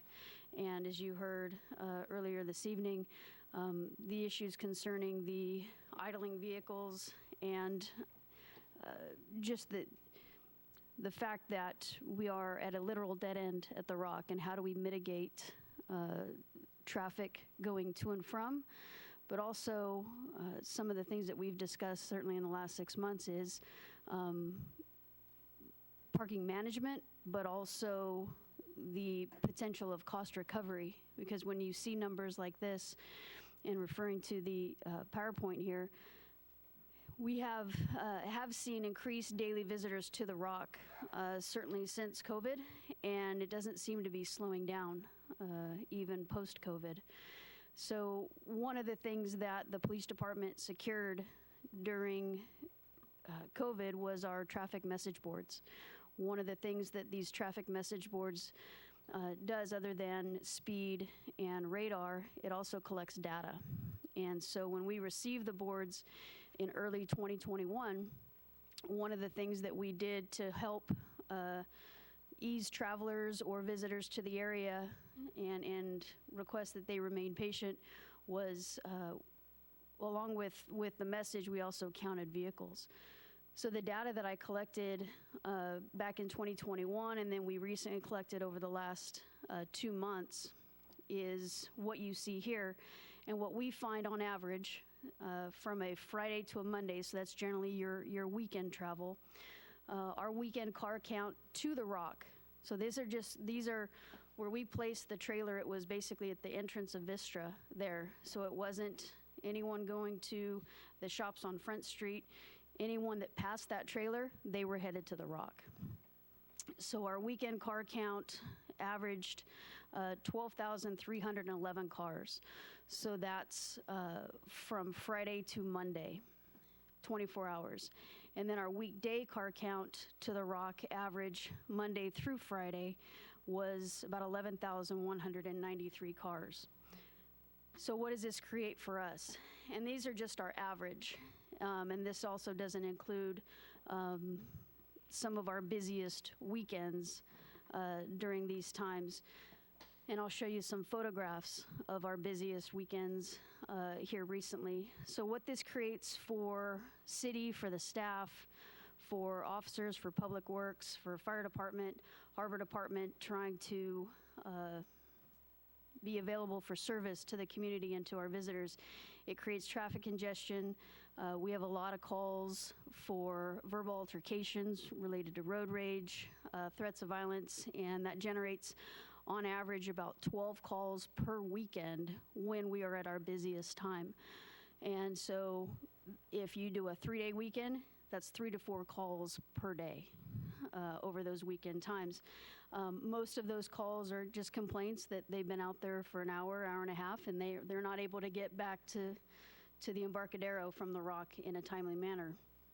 We try to mitigate that with signage, requesting people to consider parking closer to the Embarcadero, closer to Front Street and Beach Street and Pacific, and consider walking to access to the Rock because people want to see the Rock. And some people take us up on that and others do not. So some of the concerns that certainly we've seen over the last couple years is some of the individuals that will go to the Rock, spend the day, they are provided services. We have bathrooms, trash, we have calls for service related to fire, PD, and harbor department. There's water, there's showers out there, and one of the things that this amount of vehicles that drive out there, there is no opportunity for a cost recovery, and all of these charges and financial obligations come out of our general fund. And I'll turn it over to Public Works and Harbor and Fire in a minute. But that was some of the concerns certainly that I identified in being present out there over the last few years during COVID and now post-COVID, is that we show no signs of slowing down, and we also show no signs of being able to recoup any kind of costs for the constant repair of our parking lot. There's potholes that exist out there. Public Works is right now a part of that fixing and repairing of our parking lot. Over the course of the last few years, we've tried to delineate parking stalls to try to make it more organized. We have tried to create an entrance and an exit, and I'll show you why in a few of the photos here. But even those small adjustments haven't really made the impact that we need to make.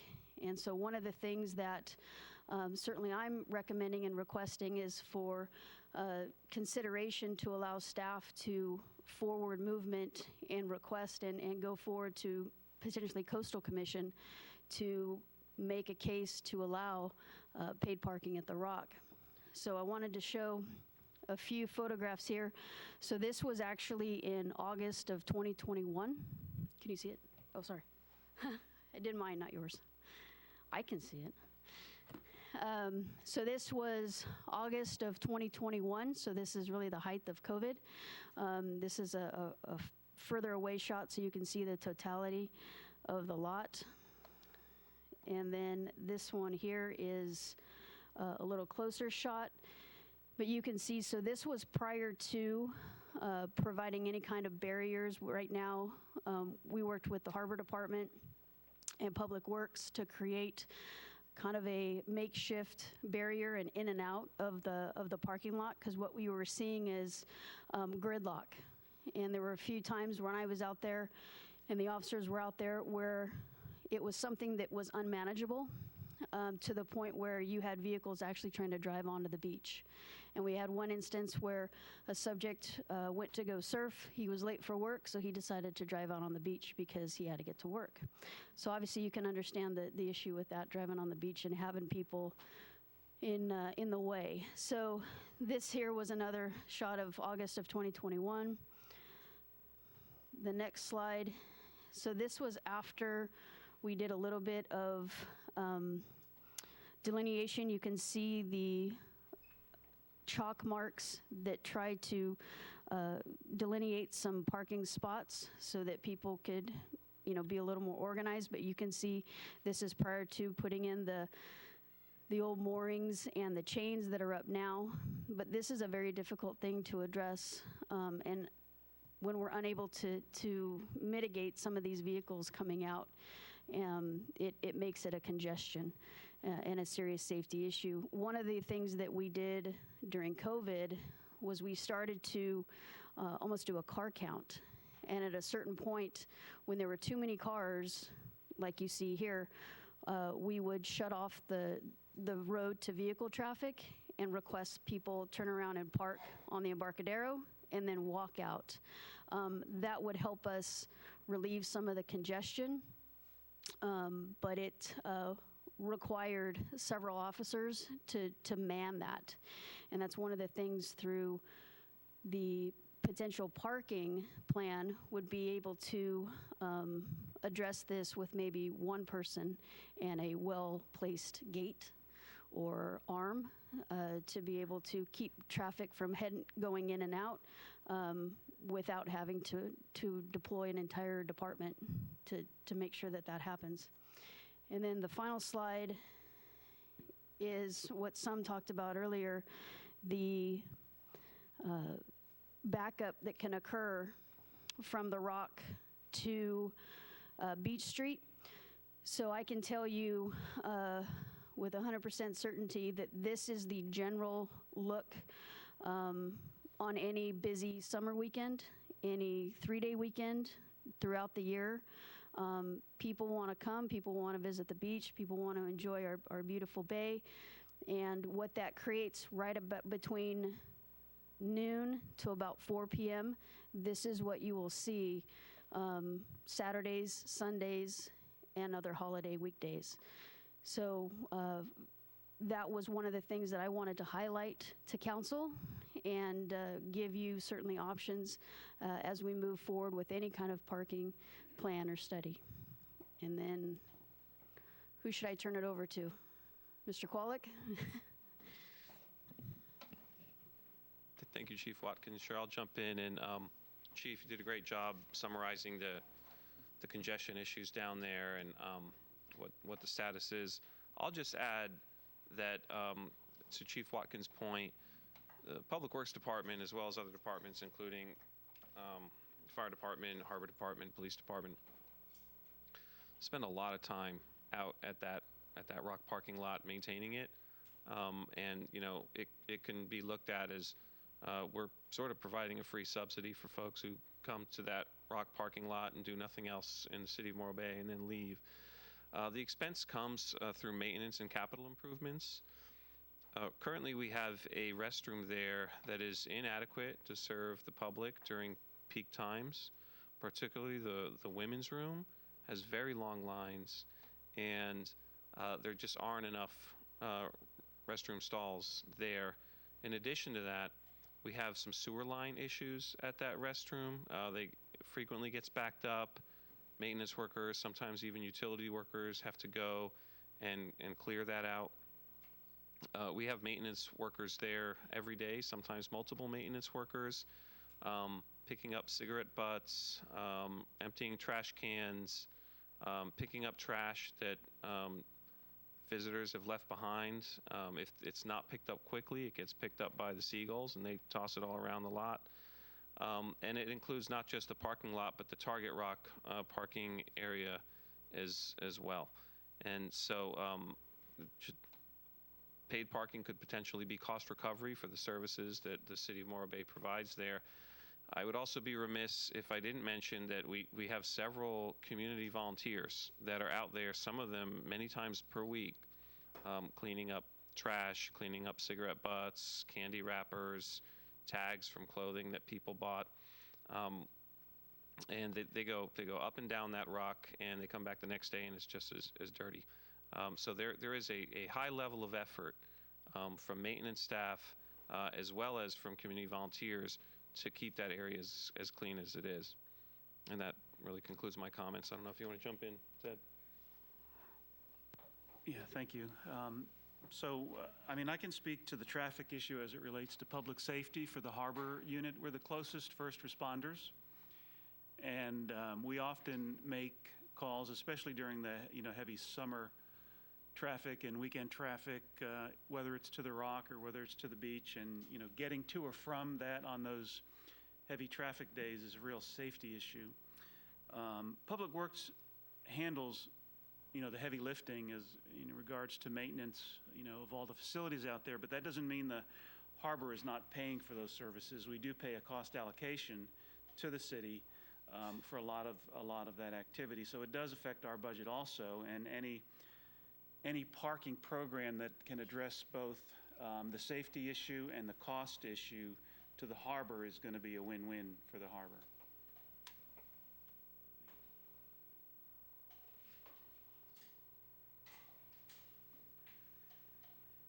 So for the fire department, our main concerns are the traffic backup there. We have numerous calls for service to the Rock and the Embarcadero in general on those busy weekends and busy dates.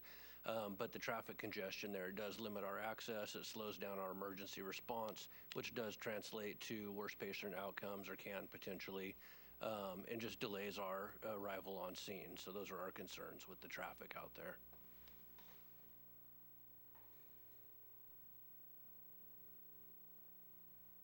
Thank you. Anything else, Ms. Kimball? I want to thank my team for the excellent report. I'm sitting here. I'm so proud to hear the information, and then I hope City Council and audience feels the same way, that you can see your test dollars in action by all these star team here. We're out there to protect you and then make sure that you're safe and the visitors have an enjoyable time in Morro Bay. And that said, of course, we're just kind of back to City Council. You probably have questions and so on and so forth. And what I wanted to add is that parking is, as Devin pointed out, it's going to require a political will and require commitment. So if whatever City Council directed us, if you, in any shape or fashion, you want us to continue to look into that, I'm less excited as my team. I want to make sure that we can get together and get a more a plan, and then if that's what you want to do, we'll bring before you, instead of just commit that this is going to happen. Thank you. Thank you for that. With that, I will ask for council questions. We'll start down at the end with Councilmember Ford.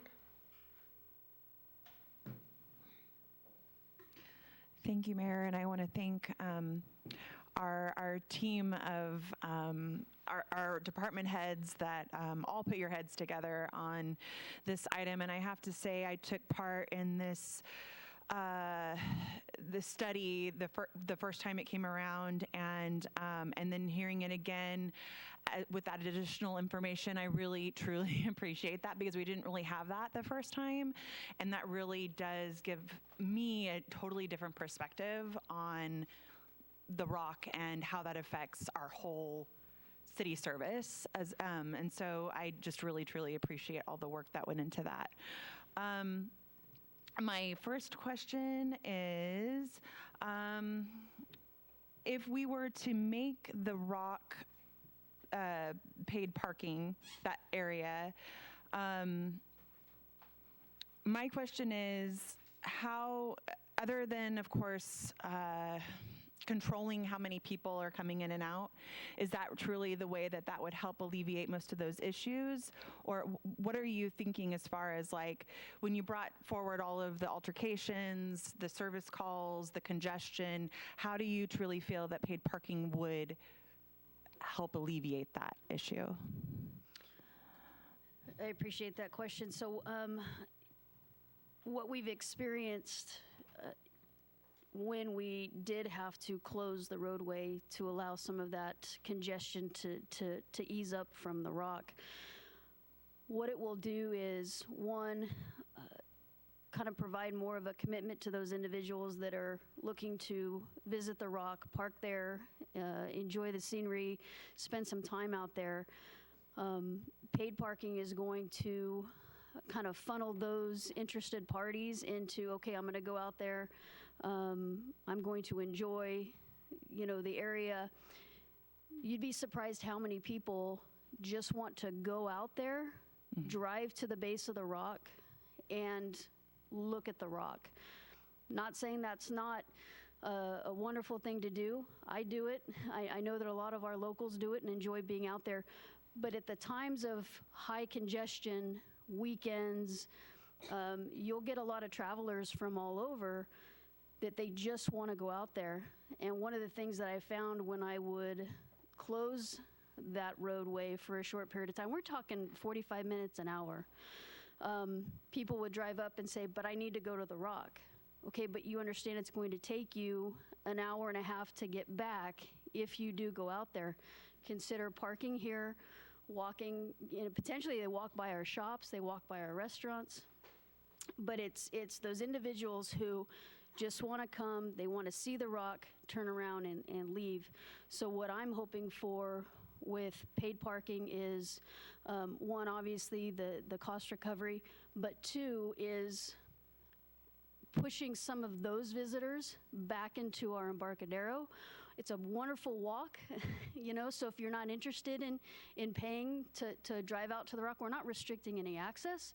It's just mitigating the number of vehicles that feel the need to have to drive out there during our high congestion times. Okay, so with all that being said, would you, do you think it would be beneficial to consider the Rock area and I don't know if you feel comfortable answering this, but do you feel it would be more beneficial not to start with a pilot program beyond the Rock area and in order to, because if the whole idea is to detour people to go to the Rock with the paid parking, but then we have paid parking on the Embarcadero, then they're not really they're paying either way. So I'm just curious, the thought process behind that, if we were to do paid parking beyond the Rock, how that would affect that plan. I think we're talking about two separate things. Okay. So, what that looks like, and that's kind of what we wanted to bring forward this evening, was if this is something that we're interested in looking for and proceeding, then how would that impact and affect the total paid parking down on the Embarcadero? Does it? Should it? So that's kind of the question, but I think they're two different things because we're dealing with two different problems. Okay, I appreciate that. Thank you for that clarification. I have a lot of comments. Of course, this isn't the time for that, so I'm going to withhold any other questions for now. Thank you. Councilmember Edwards. Questions? I just have a comment first. I really appreciate this collaboration that happened here tonight with Chief Watkins and Mr. Kwolek and Mr. Chiffon. And it brings a different perspective when you hear different staff members who are affected by a situation or an issue that we're having. And so I greatly appreciate hearing from all of you. My question would be, and I agree with you, Chief Watkins, I believe this is two different parking issues. I'm seeing one as public safety, and I'm seeing another as kind of a spin of economic vitality, moving people around to our businesses, and something a little bit more complex in another way. But you're right, it's how these two would integrate that is my biggest question as well. So I'm going to keep my questions and see where we go from here. Thank you. Councilmember Barton, questions? Not so much a question, but I do have some comments for Chief Watkins. I was so glad to hear your explanation because when I was reading all this afternoon, this page is the one that had all my all my writing on it, and I was kind of shocked at the numbers of cars and how close the numbers are. It doesn't matter what day of the week or which month it is; the numbers are huge. So it's a giant management issue, and so it's a real eye opener. I just I knew that it was busy. I just didn't know that it was that kind of a number busy. So I thought that was very informative. And I did have some questions on the talking about the services. That right now there's no opportunity for cost recovery, and one of the things was parking lot repair, and I guess this is for Mr. Kwolek. I'm wondering about the parking lot itself. Are you thinking that you would like to, I don't know what, put more rock down and then maybe even pave over it? Or what are your thoughts about that? Thank you for the question, Councilmember Barton. I think in general, it would potentially open up a revenue source for capital funds that we don't currently have. To me, just at first blush, if all of a sudden we got money falling from the sky, what could we do with the rock parking lot? I would be proposing an upgrade to the restroom facilities. For the parking lot itself, there are ongoing maintenance costs with the current configuration and just kind of the materials that we have down there.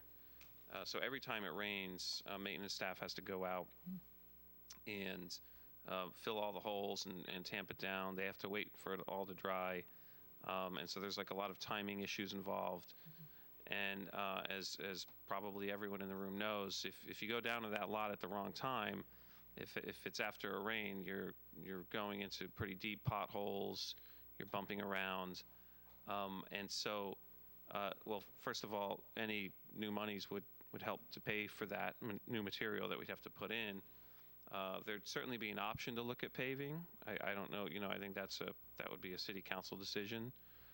But at minimum, we'd have funding to cover those expenses just for the work we're already doing. Thank you. Councilmember Landrum. Is the consultant still on the phone? Yeah. I don't remember what his name was. Stefan? That's fine, Stefan. Yes, I'm here. Hi, Stefan. I am curious about your study. So can you tell me, did you just look at this over a 4-day period? We often get that question. I think we did the length of stay counts maybe on the Friday between the Thursday and the Saturday. But when, municipal parking patterns are very consistent is what we found. So we did do, a Thursday, Saturday during that peak summer period, Thursday, Saturday during the off season. And I'm anticipating your question.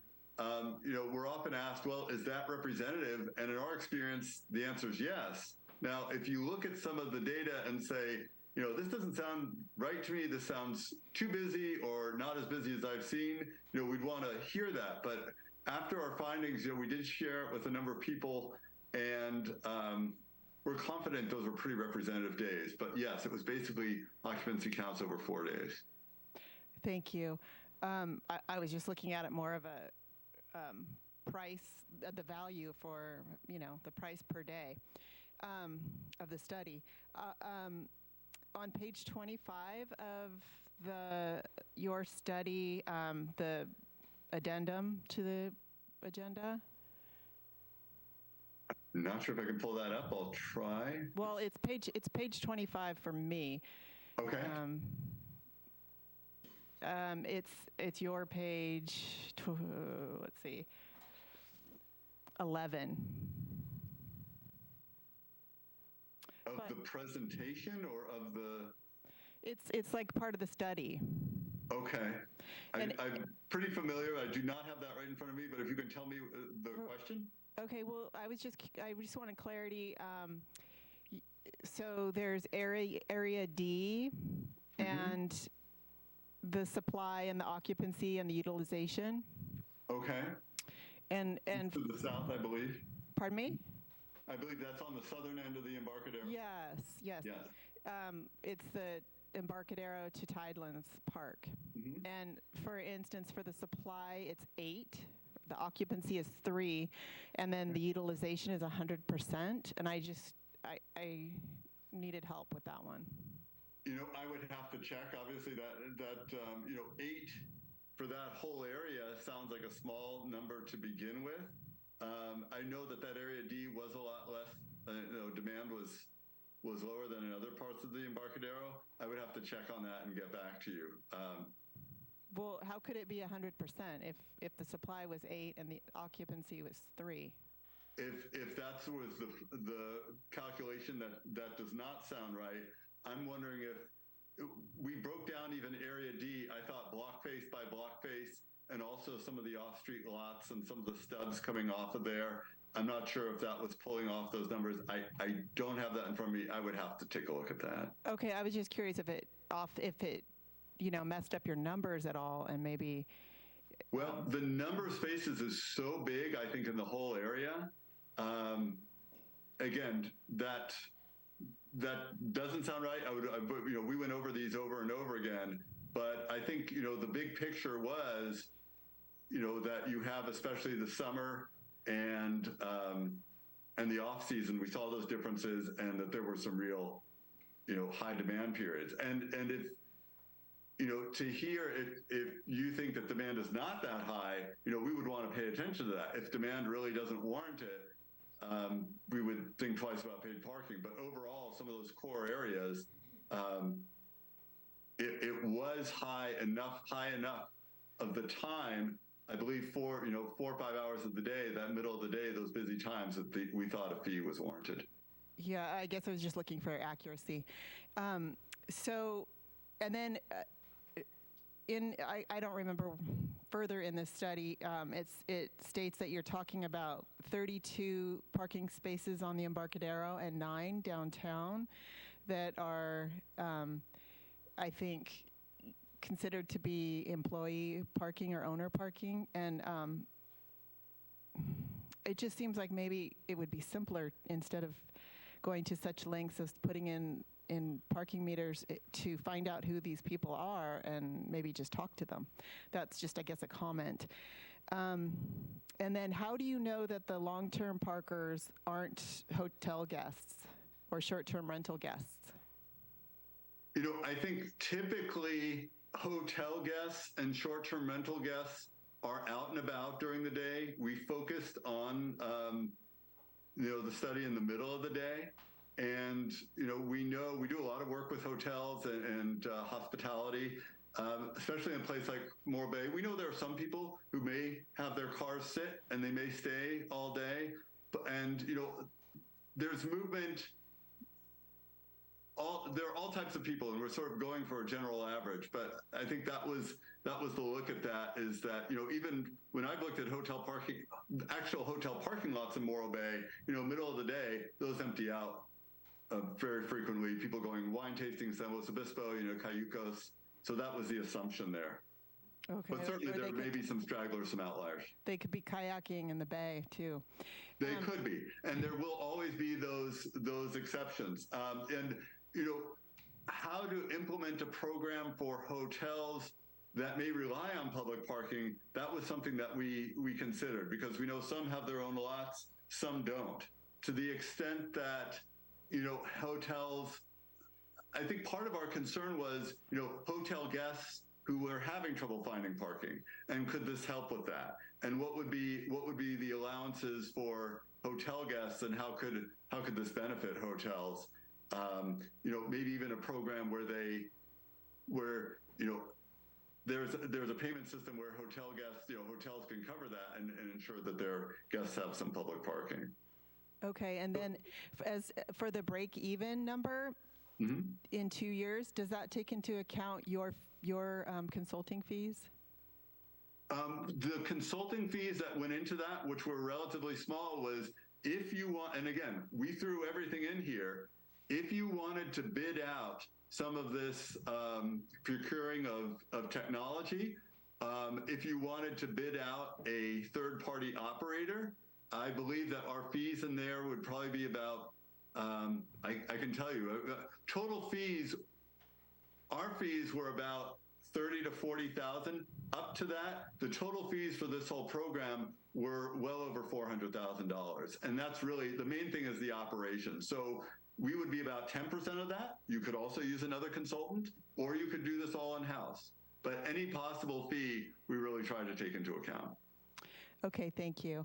And Mr. Kwolek, are we able to use any fees for parking for restrooms? Doesn't have to be for, I don't know, parking related things? I would defer to the city manager on that question. Okay, Councilmember Lindrum, are you referring to the parking in lieu fund, or are you? No, I'm referring to the potential parking fees at the Rock that he was mentioning. Oh, yeah, the revenue. And the revenue, unless the city council set a policy on that. So the park, if we're doing a parking program, then then what I envision would be we'll set up a separate fund that would be under the enterprise fund, because it's revenue coming in, and then under the enterprise fund you have the all these revenues, and then you will have expenditures. If the maintenance of the restroom and then that's I believe that's appropriate to be included in that. And yeah. Okay. Councilmember Landrum, piggybacking on what the city manager responded, if fees are collected for parking and it's going to go beyond something that would be considered cost recovery, I would think restrooms would be something that those parking reasonably would be using. But we would want to take a look at making sure that there's compliance with Prop 26, Prop 218, whether it's a regulatory fee, a cost recovery fee, or if somehow we got into the territory of it being a tax, which obviously we wouldn't be doing because we'd need voter approval.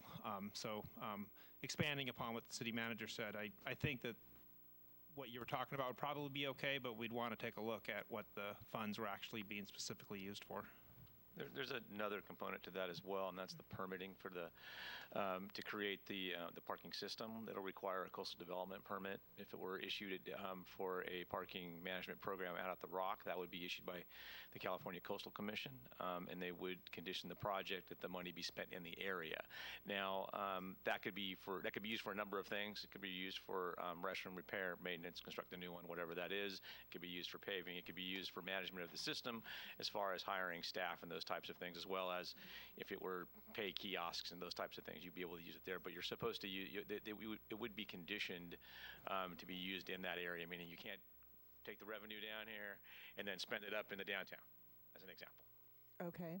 And Chief Watkins, are you asking for an additional study? I mean, you've already done your own study. Are you asking for an additional study like that a consultant like Walker would do, or I'm unclear on that. I appreciate that. I believe what we're looking for at this moment is consideration by council to allow us to move forward and approach Coastal Commission about a potential pay at the Rock or pay to park at the Rock moving forward. So that's really where we're at right now is I believe with the data we've collected, with the photographs we have, and those are just a few of them, that we have enough at this point to move forward and at least approach Coastal Commission if you gave us that opportunity. So this isn't asking for another study, it's just asking for Coastal Commission approval. Okay. And then Mr. Graham, would any of this be included in the waterfront master plan? Like, I mean, we've started this process outside of that, and we're not probably going to have word on the grant until end of this year, beginning of next year, depending on when it gets submitted and how long it takes to process. I think moving forward now, because we have it in front of the city council and getting direction is probably the appropriate thing to do. The issue that we see is the safety issue out there, and hence the reason we're requesting that council give us authorization to move it to the next step and discuss it with the Coastal Commission. Why that's important is we did talk to the Coastal Commission early on, and they were not in favor of us deploying a pilot parking program at the Rock. But that was before, we had the issue that we have now, and we have significant congestion issues, and you've heard your department heads explain the ramifications of that, and that's real. And I think that the data that Chief Watkins is collected will go a long way in making our argument to the Coastal Commission to include that area, and I think it's very compelling. But again, we're here to ask you what you think we should do. We don't want to just go off kind of half-cocked because we haven't spoken to the council about this particular piece before. Thank you. One last question, City Manager. You emailed me when I asked earlier today the price of that we paid for the consultant for the study, and can you confirm what that was? Because he told me a different number than I think you gave me. Or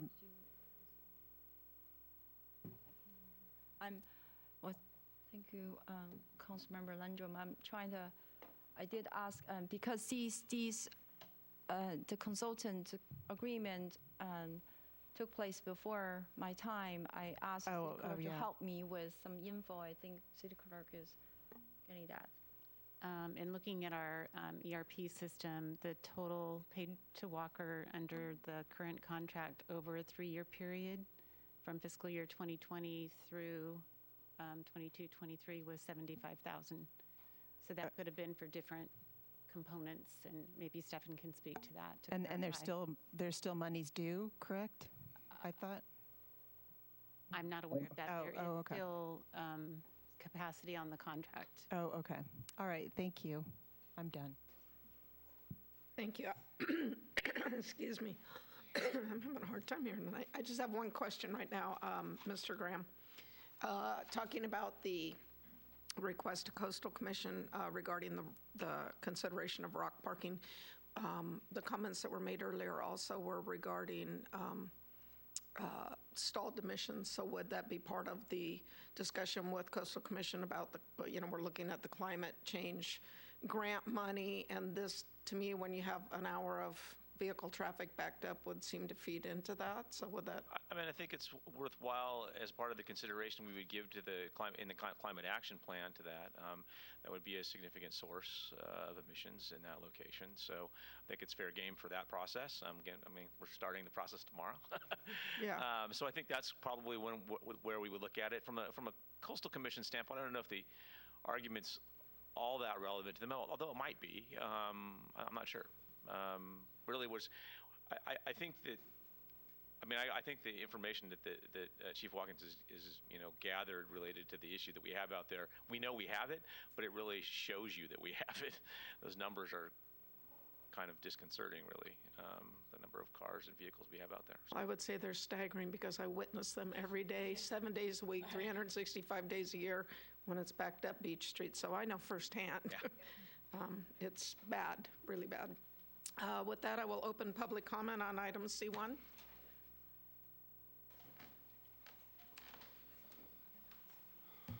Big project. My name is Terry Simons, citizen Morro Bay, mayor and council and staff. I have been a periodic and long-time critic of outsourcing of consultancies, and particularly consultancies where we hire consultants that are not locally based and have no local knowledge. In my mind, the report that I read, the Walker report, considering the extended period that it ran through, the depth of apparent discussion that it has, is a poster child for my concerns of a bad consultancy. The fact that the consultant earlier this evening said that his contract was $400,000, and now our staff is saying we paid $75,000, leads me only to be more concerned about this type of consultancy. I read with interest the Harbor Advisory Body input on this plan. Shockingly different. Local people with local knowledge had a clear insight as to what this plan was all about. We heard this evening our own staff, in a very short period of time, point out things that are quite obvious to most of us that live here. I don't think that we should move forward with this consultant to do any more work on our parking program.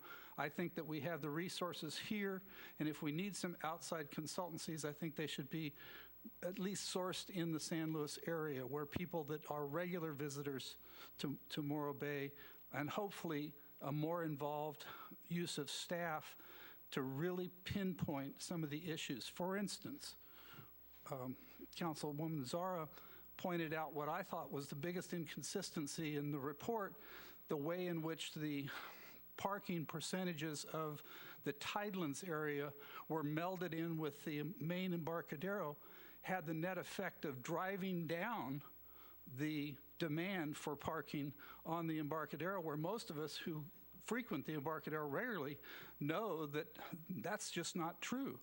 There's always parking down by Tidelands, but there's hardly ever parking up by Embarcadero. But the way the report is structured, it melds those two occupancies, so you get a misinterpretation of the need for parking. As to the Rock, I think we should go for parking at the Rock. It's the low-hanging fruit. It's the perfect way to test the public acceptance of public parking. I wouldn't make it a pilot project. I certainly wouldn't have it so complicated that you have to have different rates for different hours or different days. Just have a nice flat fee. Make it simply run, simply managed, get some revenue, get some feedback, see who comes and who doesn't park, and have a local program so that people that live here can get an annual parking pass with their newly improved water and sewer bill.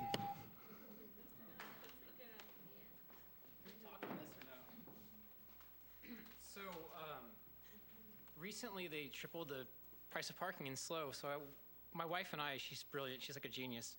And she's like, we need to have a farmer's market here with flowers and a dessert so people can just understand money, because we were at the Apple store doing something, it was like $12, like tech help. And if you guys do this, just know that the parking meter's like going away. Like there's technology with drones and a million different ways that you can do it with low budget if you guys want to do this thing. And so I've actually have a video of like the museum pitch for the 3 stacks, like the alternate plan. And we do have some other stuff as well for different projects in SLO County. And so if you guys do that, we'd love to just show you guys some wildflower designs, some really very much efficiency densities when it comes to saving money, especially if you guys just spent 75 grand. I could have helped you do that on Saturday for free. I would love to. So. We should probably talk.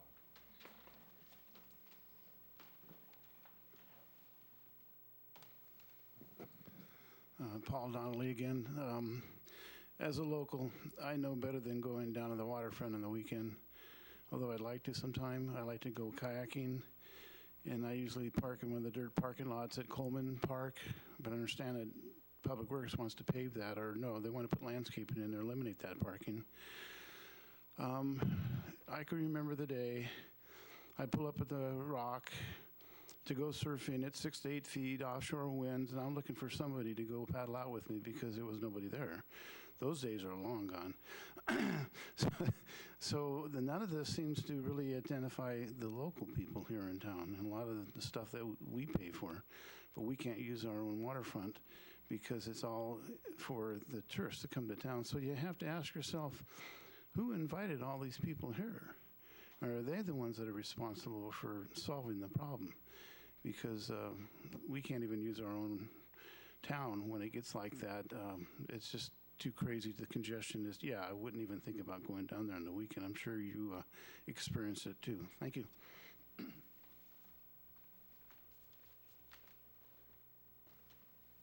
Good evening again, Bill Martini. The first comment I would like to make is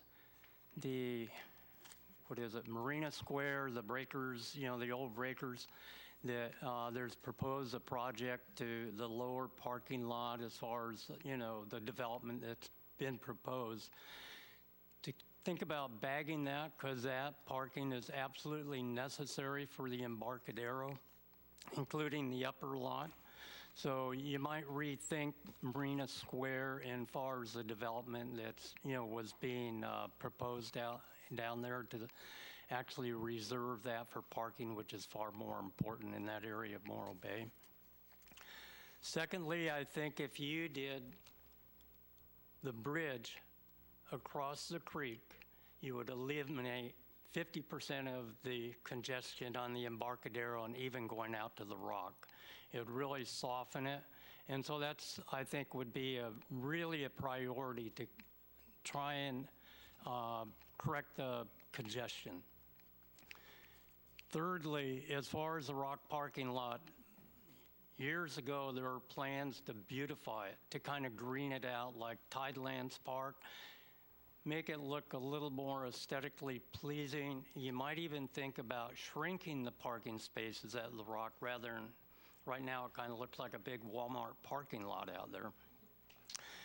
Make it a real tourist attraction and shrink the parking, and then in turn, if you needed to run the trolley or something and shuttle people back and forth and make it a much more user-friendly area out there. Like a lot of cities, they have walking areas in their downtown.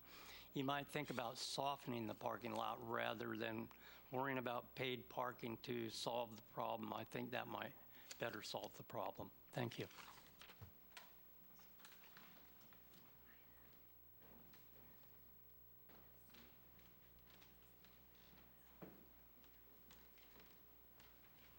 Hello, my name is Val Seymour. Yeah, I was waiting for this to happen again. I'm so excited. Maybe we can get something going. I still feel like we need to look down the road to improve the parking problems that we have on the Embarcadero. The longer we wait, the worse it's going to get. And from the parking committee, I think we did agree with that study in one way, anyway. To go ahead and do it on the Embarcadero, because that's the easier one to do, and we don't need a lot of money to do that. If you start at the Rock and you got to make all those improvements, it's going to be too much money to deal with. So I would suggest that we do the parking all the way along the Embarcadero, charge the same amount for parking. It's just simpler. And the money that you make from that can be applied to the Rock, and they can get started on that. But you got to keep it simple as you can. I'm looking down the road for what I'd like to see is actually a parking structure which would solve the problem of both the Rock and the Embarcadero. That's a lot of parking spaces. And what Chief Watkins was saying, I mean, it makes a lot of sense to put a parking structure in that lot. I've talked with Marlene Kramer about this. She's Cal Poly's in charge of all the parking and the parking structures there.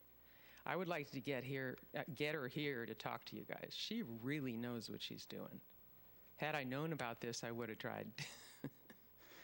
So anyway, yeah, I don't think we need any more studies from any more groups. It'd be nice to have someone on the staff that could really coordinate this whole thing.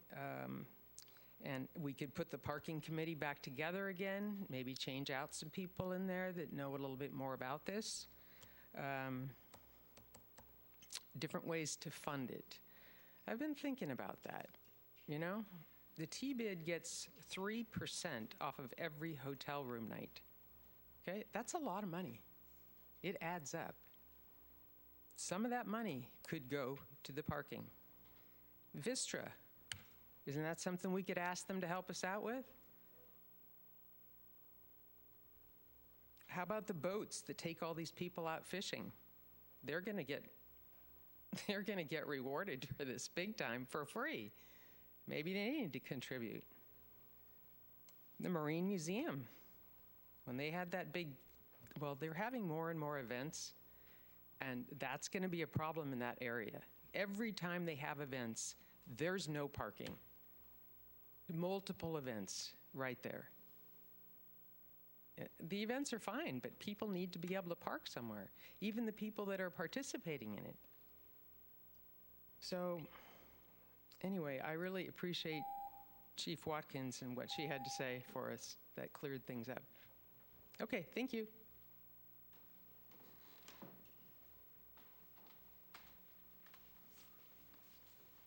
Hello, Janice Peters again. I agree with Mr. Bartney. There's a perfect test lot on the Embarcadero right there that I believe the city still owns. I believe it was paid for with parking in lieu funds. It seems to me that that would be a great test for Embarcadero paid parking in that lot. Convenient to everything. Just a thought.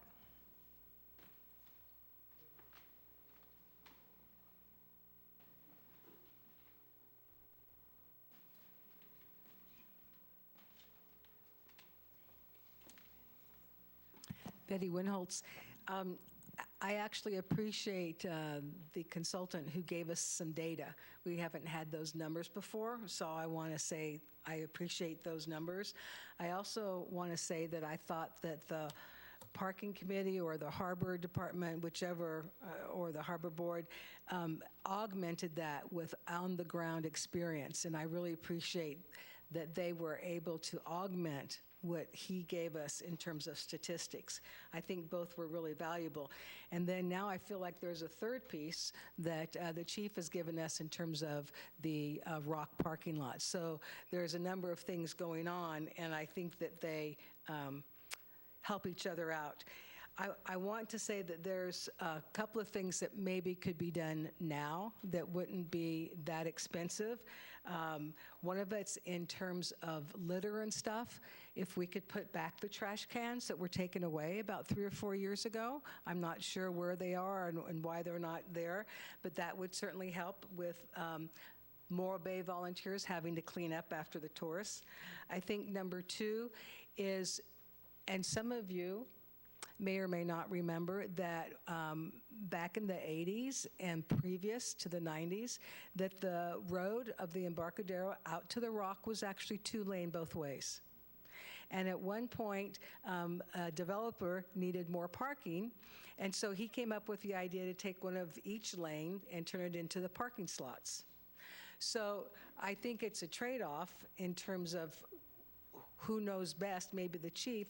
Is it better to have the parking on the street, or is it better to have the 4 lanes of traffic moving so you have access to the Rock and out? So I would look at whether we can put those 4 lanes back instead of just having the 2 lanes. I rarely disagree with Mr. Martoni, but I would not agree with shrinking the parking out at the Rock. I think that that's real valuable out there. And something that Mr.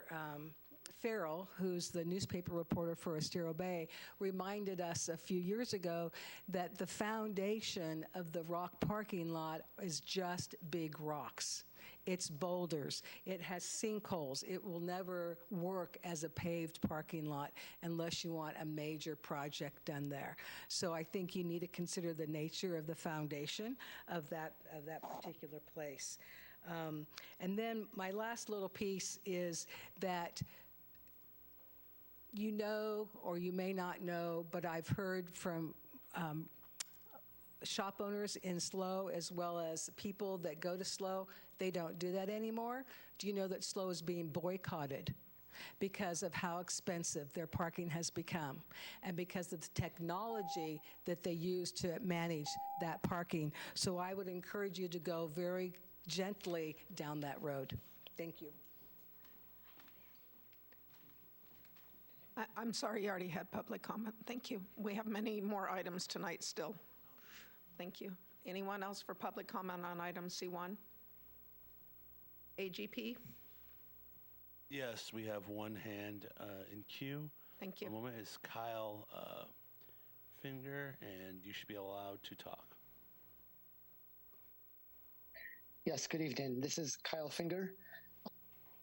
I support paid parking instead of the current first-come, first-served system, which leads to altercations or circling for that last elusive spot.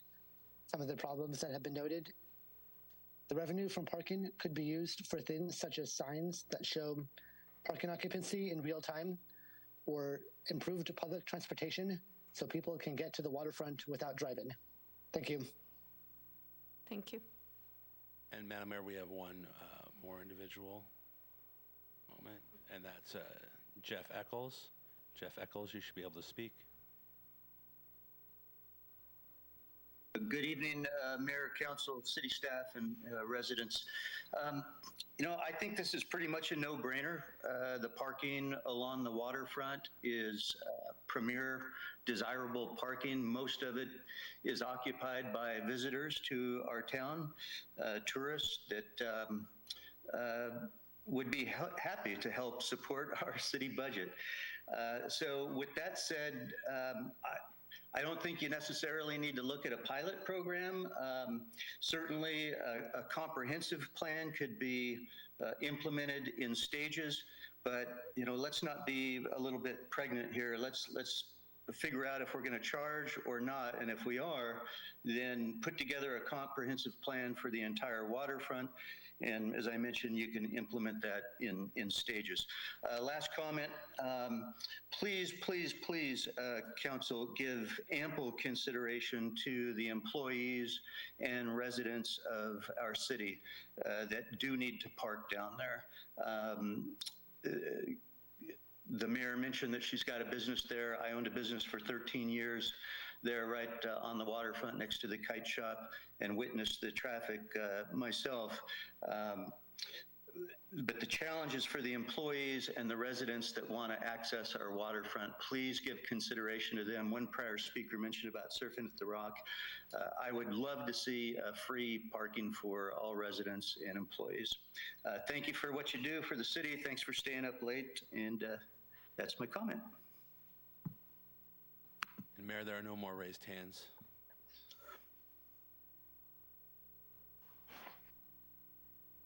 Thank you. Thank you. With that, I will close public comment on item C1 and bring it back to council for comments. I'll look to my right.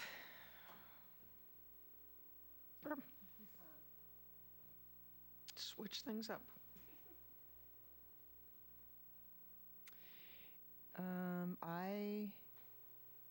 Well, we're in this situation. I agree that the impact on the Embarcadero, especially to the Rock, is,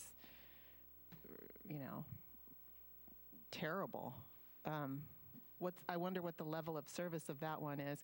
In fact, I think this should have been considered more urgent than the intersection of 41 and Main Street. I don't know. I guess I'm leaning towards the chief's suggestion of studying, having the Coastal Commission study more, because but then again, what I've learned about after studying short-term rentals, I'm leery of having the city taking on another enforcement project, because we haven't nailed the ones that we have. So, yeah, those are my comments right now. Councilmember Barton. I agree that the numbers that we saw for the cars going out to the Rock,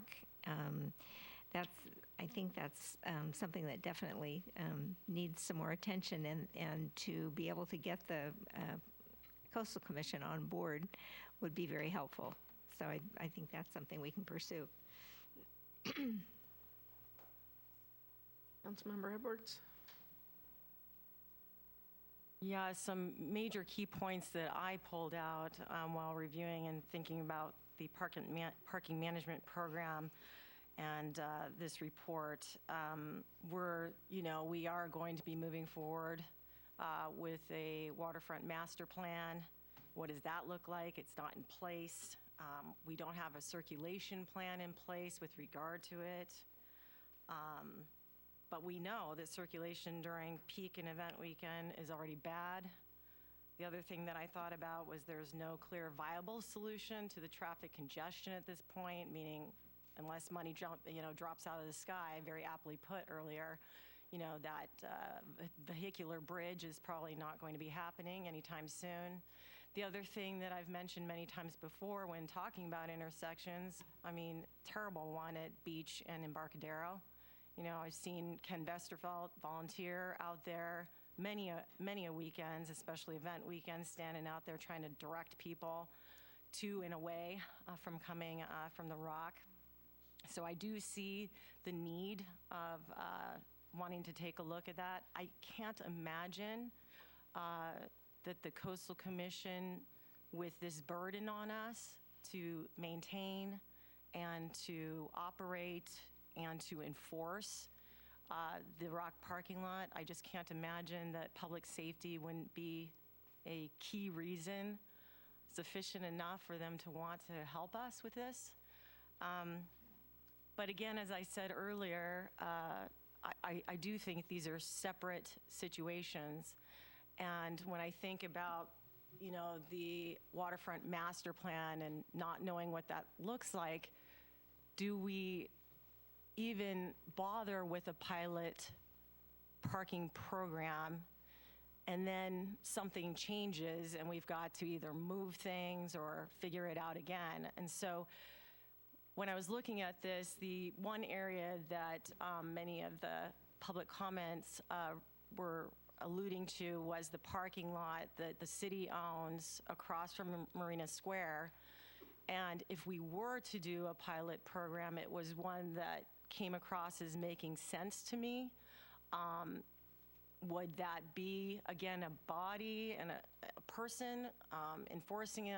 Would it be something where we do go ahead and purchase a kiosk of some kind, much like out at the airport, where you take, a picture of your license plate, you enter that in, and you pay on your credit card, a flat fee, something of that nature? Again, we've had no real cost analysis with regard to any of this, other than what we could make potentially, but not the output. So I'm going to leave it at that right now. Councilmember Ford. Thank you, Mayor. I actually have a couple of additional questions, if I may ask them. One of them is staff's capacity to take this project on. I know based off of tonight, it sounds like staff is interested in us considering taking on the rock parking, but I'm curious, I know we have countless projects that we have at hand, and I'm curious, as much as I see the need for paid parking and that generation of funds and the turning of the parking and all of that where it can bring in revenue, but I also wonder, do we have the ability, are we overburdening our staff right now? Are there more pressing things that we need to address as a city before we even embark on the paid parking in this zone? I want to echo what Councilmember Edwards said, is that let me just start with, I believe that there is a vital need for us to consider the circulation issues that we have along the entire Embarcadero and to and from the Rock. I used to have a business that overlooked the Embarcadero, and I can tell you that we regularly saw traffic jams that were caused from delivery trucks, that were caused from people waiting for parking spaces. We often saw altercations, people fighting out in the street over blocking of parking areas, people unable to get out of their parking areas because they were blocked by traffic, and emergency vehicles. Often I would see our EMTs trying to get through to people that had fallen, out on the street or on the sidewalk, and they couldn't get to them because of the traffic blocks. So I would see them have to park down the road and then have to bring in their crews to come help whoever it was that was in need. So I want to start with the fact that I realize that there is a need for us to address the congestion. How we go about this, I think there needs to be a more high-level view of the overall congestion issue. Is paid parking one element of it? Sure. Do we have the capacity to input that right now? I don't know. And I think the importance of including the idea of paid parking, I don't know if that's something that can be included in the master plan as part of that design. How would that look? What would be the best design if we were to implement paid parking? That sort of thing. I understand it's far down the road. I wish it was sooner. I wish we had the funding now to get that underway. So my question goes back to staff, do we have the capacity to implement paid parking right now? Is that? Can I? Yeah, that'd be great. Mayor, is it you? I guess we could, city manager, if you want to. Yeah. Okay. Well, I'm here for 9 weeks now. I'm going on my 9th week with the city. I can say that based on the things that I'm observing, I do not believe I myself have the bandwidth to take another to take something like this on. I think my team may disagree with me and may be more excited about it, which I really appreciate that. And regardless what that may be, I think the first thing first is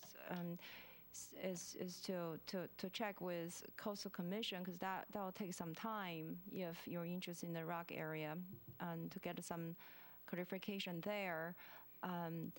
When I looked at this issue, I do see, there's still a lot of unanswered questions that need to be addressed, such as in what format we're going to run the program. Yes, there's revenue, but there's the output, the things that need to get ready for it. And then once the parking in lieu fund have some money, perhaps we can use that for some of the infrastructures. And also once you have program enforcement coming along with it, I'm listening to residents, public comments on this. The nice features, we don't see that. I'm just going to say that when I discuss with other city managers regarding their parking program, I have not heard any one city manager telling me that it's really generating the revenue that they were hoping for. They were just getting by, they're solving the problem, whatever their issue may be. And the parking garage and things like that costs a lot of money to do. It's not as simple as we thought. I think one city shared with me that one parking stall cost $200,000 a year just to be there. And we don't know until, this is a perspective that from others who had this. So I would say that from my perspective, if this is something that the City Council is interested in, we can get our head together, the exec team, which I'm very confident in, and we can bring a more detailed steps and what we want to do. First thing first is the Coastal Commission, and then I think city need to be ready for not making any money at all for the first probably year or two. I know consultants suggest that at least 1 year. I think it'll take longer than that. Okay, thank you, City Manager Kimball. Okay, I'm not going to ask my other questions that I have.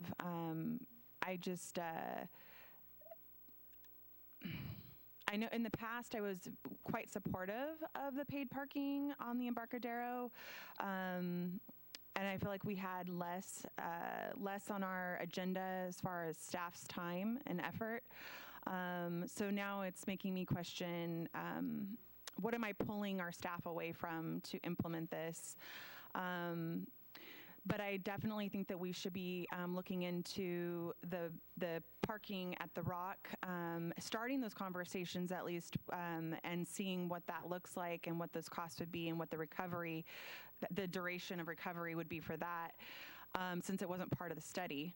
And so I don't think we have that data yet. And I don't know if we could do that without hiring a consultant. And if we could, I don't know. Again, that's taking more staff's time. So that's always weighing on my mind, is that I really value our staff, and I know they're already overworked, and that's on my mind at all times, in the forefront of all my thoughts. So I am in support of looking at the Rock, because our staff has mentioned the importance and the need there. I do think that we should look at in the future paid parking on the Embarcadero, but I truly feel like we need a more overall better plan, because I think it's more than just paid parking to fix this problem. That's kind of where I'm at. Thank you. Yeah, and I'd like to echo the council members' comments. Thank you to all the staff, the consultants, and also to all the volunteer groups that have been working on this, Harbor Advisory Board and everyone over the last 5, 6 years. So this has been a long, drawn-out process. And I agree with most all the comments up here. I had a mayor's meeting last week, and we go around the table and share what's going on in our communities, and both San Luis Obispo and Paso Robles are both struggling with the increases that they've created with their parking fees. And so they're having to, both communities are having to reevaluate those. So I see really negative impacts and effects that that's having, and I'm not interested, for me personally, in pursuing paid parking, and certainly not to that magnitude. A parking structure is great, but it's millions and millions of dollars, and we have very limited real estate, and I don't know that that would be the highest and best use of real estate that we could find, let alone afford to do that. I don't support paving at the Rock at all. I think part of what this community enjoys and our visitors is the natural beauty and the difference that we have here, that you can go out and see the wildlife and the things in their environment. And I would not ever want to see us doing that. And I agree that it is on Rock, so it would really be counterproductive. I'd like to see, and I thank you, all for recognizing the challenges our staff has. We know that there are many things, as we saw on capital projects, carrying over. There are some things I think we can do to help enhance and maybe create a little more parking, and that would be to consider putting that parallel parking in that we talked about. I could see us moving forward with doing something like that to allow some more parking, just to alleviate some of that impact. And I think that that was a minimal cost. Part of the things that were included in this report on the status quo or voluntary were about improved signage and restriping. So I think that if we at least take some action with some of those things, that it can provide some relief.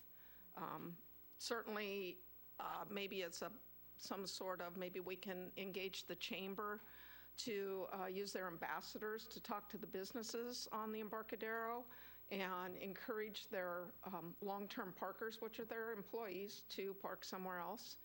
That really can come from the employer, and that can help. I think if we just implement some of those along the way, that can provide some relief. I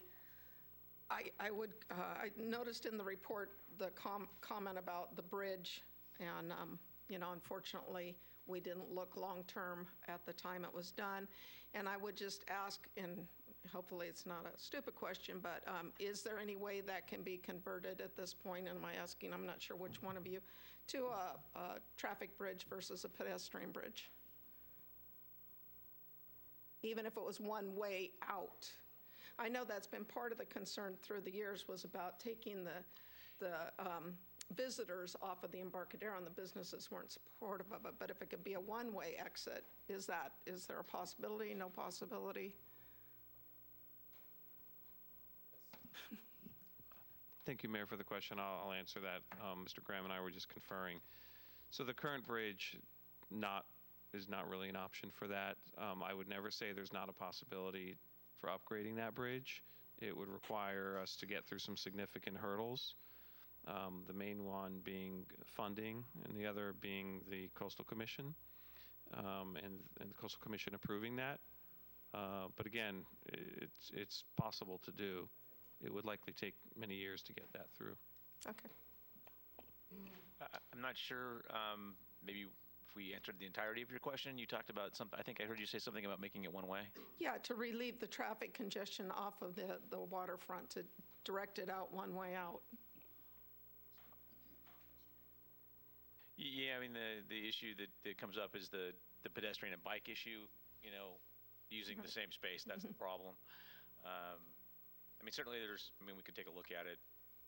I say we, Greg's folks. I like volunteers. Just food for thought. Just trying to find a way to offer some relief down there. It is probably worthwhile that, at least have, Public Works take a look at it. Yeah, I just recently traveled, and every hotel I pulled into, our parking was $30, whether it was on-site or somewhere else, and we didn't even move the car. So that's kind of a given. And I know part of the challenge and the change on the Embarcadero, too, is that 20 years ago, we didn't have hotels down there. And so that's changed a lot of the parking needs also, the long-term parking needs. So there are all things I think that are going to be addressed in the waterfront master plan. And I agree with Councilmember Ford that, this is a circulation issue, which has been ongoing. We're not getting it resolved. So this is just to receive this evening and I think provide direction. And so I would ask if council is supportive. Could I ask a question really quick? Would it be possible to, could we require that boat owners and charter boat users and hotels, identify where their customers are parking, they or their customers are parking, and so that it could be verified in high times, use of high times? And then also my other suggestion is, could we put better signs for the parking lots that we have, the one on, what street is that? The Market Street, and then the one below that on the Embarcadero, and then also by the museum. Yeah, I think that signage was one of the things that we talked about, signage restriping, and I would probably ask, either Mr. Kwolek or Graham or even the city attorney, but I don't know that because it's public parking that you can specify somebody. Madam Mayor, Councilmember Landrum, we certainly could ask them where their customers are parking. I don't think there's any requirements in our current leases if they're tidelands, and if they're just private property, they could say they're not going to provide the data, but we could ask.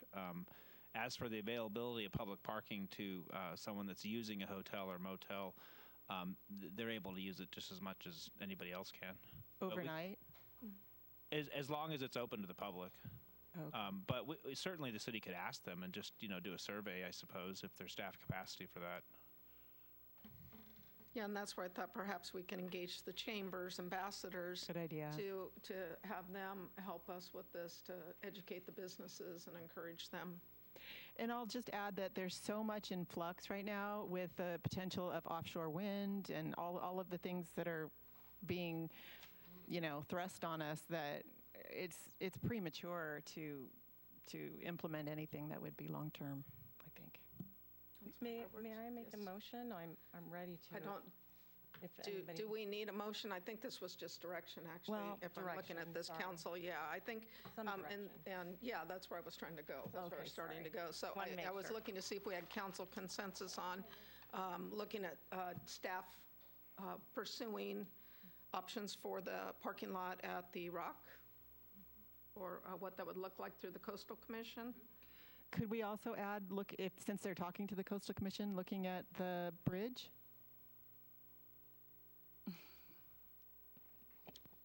What would you be having us ask the Coastal Commission about related to the? While you're talking to them, could you? Well, I think he said there wasn't enough space for pedestrian and both. To enhance it, I'm sorry. To make the bridge better. Like double. So you could go either way. The biggest constraint there obviously is the cost to widen it, and the feasibility. Yeah, we can certainly talk to them about it. Be happy to do that. Okay. Might be a separate issue, but yeah, it would certainly. Might as well get the. I would add that typically when we talk to the Coastal Commission, we raise a number of issues that we have. Some other issues come to mind, like armoring the creek there at the mouth, just past the bridge towards the beach, which is eroding away and threatening the bike path above. So it's just, I think that's something we can ask. Great, thank you.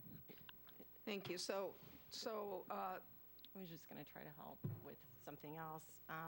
Just wondering if it sounds like to me what you're talking about is maybe bringing back a parking committee to help us look not at at this time. I'm not. I'm asking staff to take the first step to reach out to the Coastal Commission to see if it's even viable on the Rock. And I think for me, the other, I think, is going to be wrapped in to the waterfront master plan, so I was waiting to see if our grant comes and how we would work the circulation and things in with that. And I have a question regarding the outreach that our staff has to do to Coastal Commission.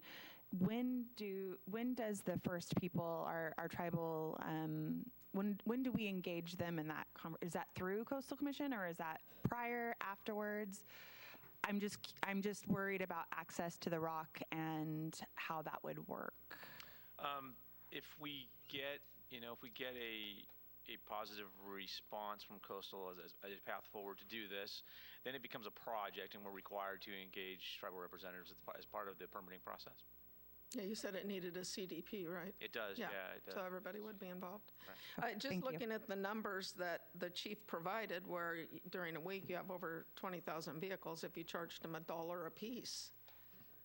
I have people constantly telling me that the bathrooms are broken, the showers. I hear from the surfers, I hear from the people picking up the garbage. So I think that this might be an opportunity without being ridiculous, and even just something as minimal as $1 or $2 to help us maintain that area could be, really potentially a benefit.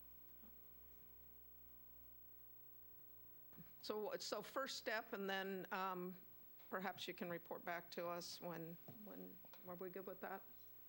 Everyone? Okay, thank you. Do you have enough direction, City Manager Kimball? Thank you. Do we want to take a 5-minute break? Yes. Thank you.